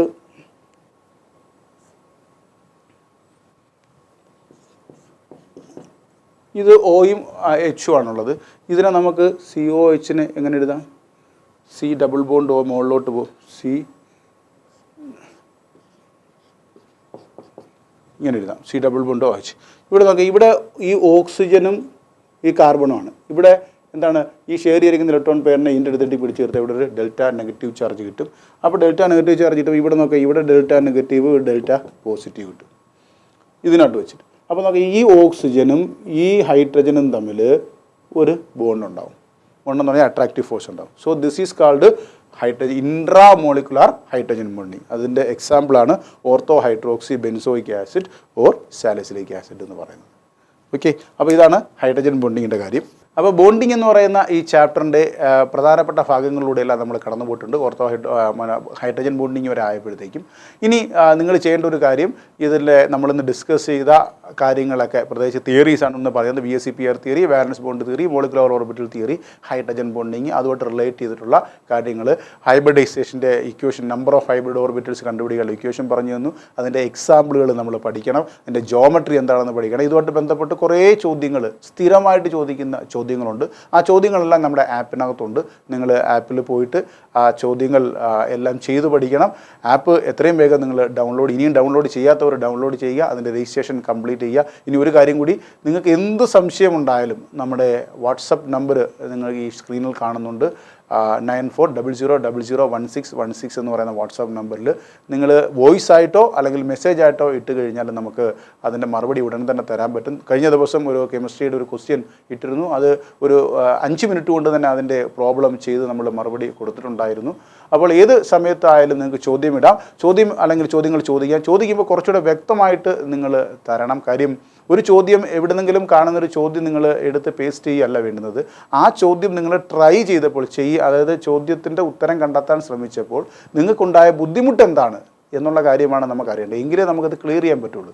ഒരു ചോദ്യത്തിൻ്റെ ആൻസറിന് പല സ്റ്റെപ്പുകളുണ്ട്. ആ സ്റ്റെപ്പിൽ എവിടെയാണ് നിങ്ങൾക്ക് ബുദ്ധിമുട്ടുള്ളത് എന്നുള്ള കാര്യം പറഞ്ഞെങ്കിൽ മാത്രമേ അത് കുറച്ചുകൂടെ വിശദമായി നമുക്ക് പറഞ്ഞു തരാൻ കഴിയും. കഴിഞ്ഞ ദിവസം ഒരു ക്വസ്റ്റ്യൻ ചോദിച്ചത്, ഒരു ക്വസ്റ്റ്യൻ തന്നു, അതിൻ്റെ ആൻസർ എങ്ങനെയാണ് സാർ വന്നതെന്നാണ് ചോദിച്ചത്. ആൻസർ ഒരു പേജ് ഉണ്ടായിരുന്നു അതിൻ്റെ ഡെഫിനിഷൻ, അത് നമ്മൾ കൊടുത്തു. പക്ഷേ ആ ഡെഫിനിഷനകത്ത് എവിടെയെങ്കിലും സംശയമുണ്ടോ ഇല്ലയോ എന്നുള്ള കാര്യം നമുക്ക് പിന്നീട് അതിൻ്റെ ഫീഡ്ബാക്ക് കിട്ടുന്നില്ല. അതുകൊണ്ട് നിങ്ങളത് പ്രത്യേകം ശ്രദ്ധിക്കുക.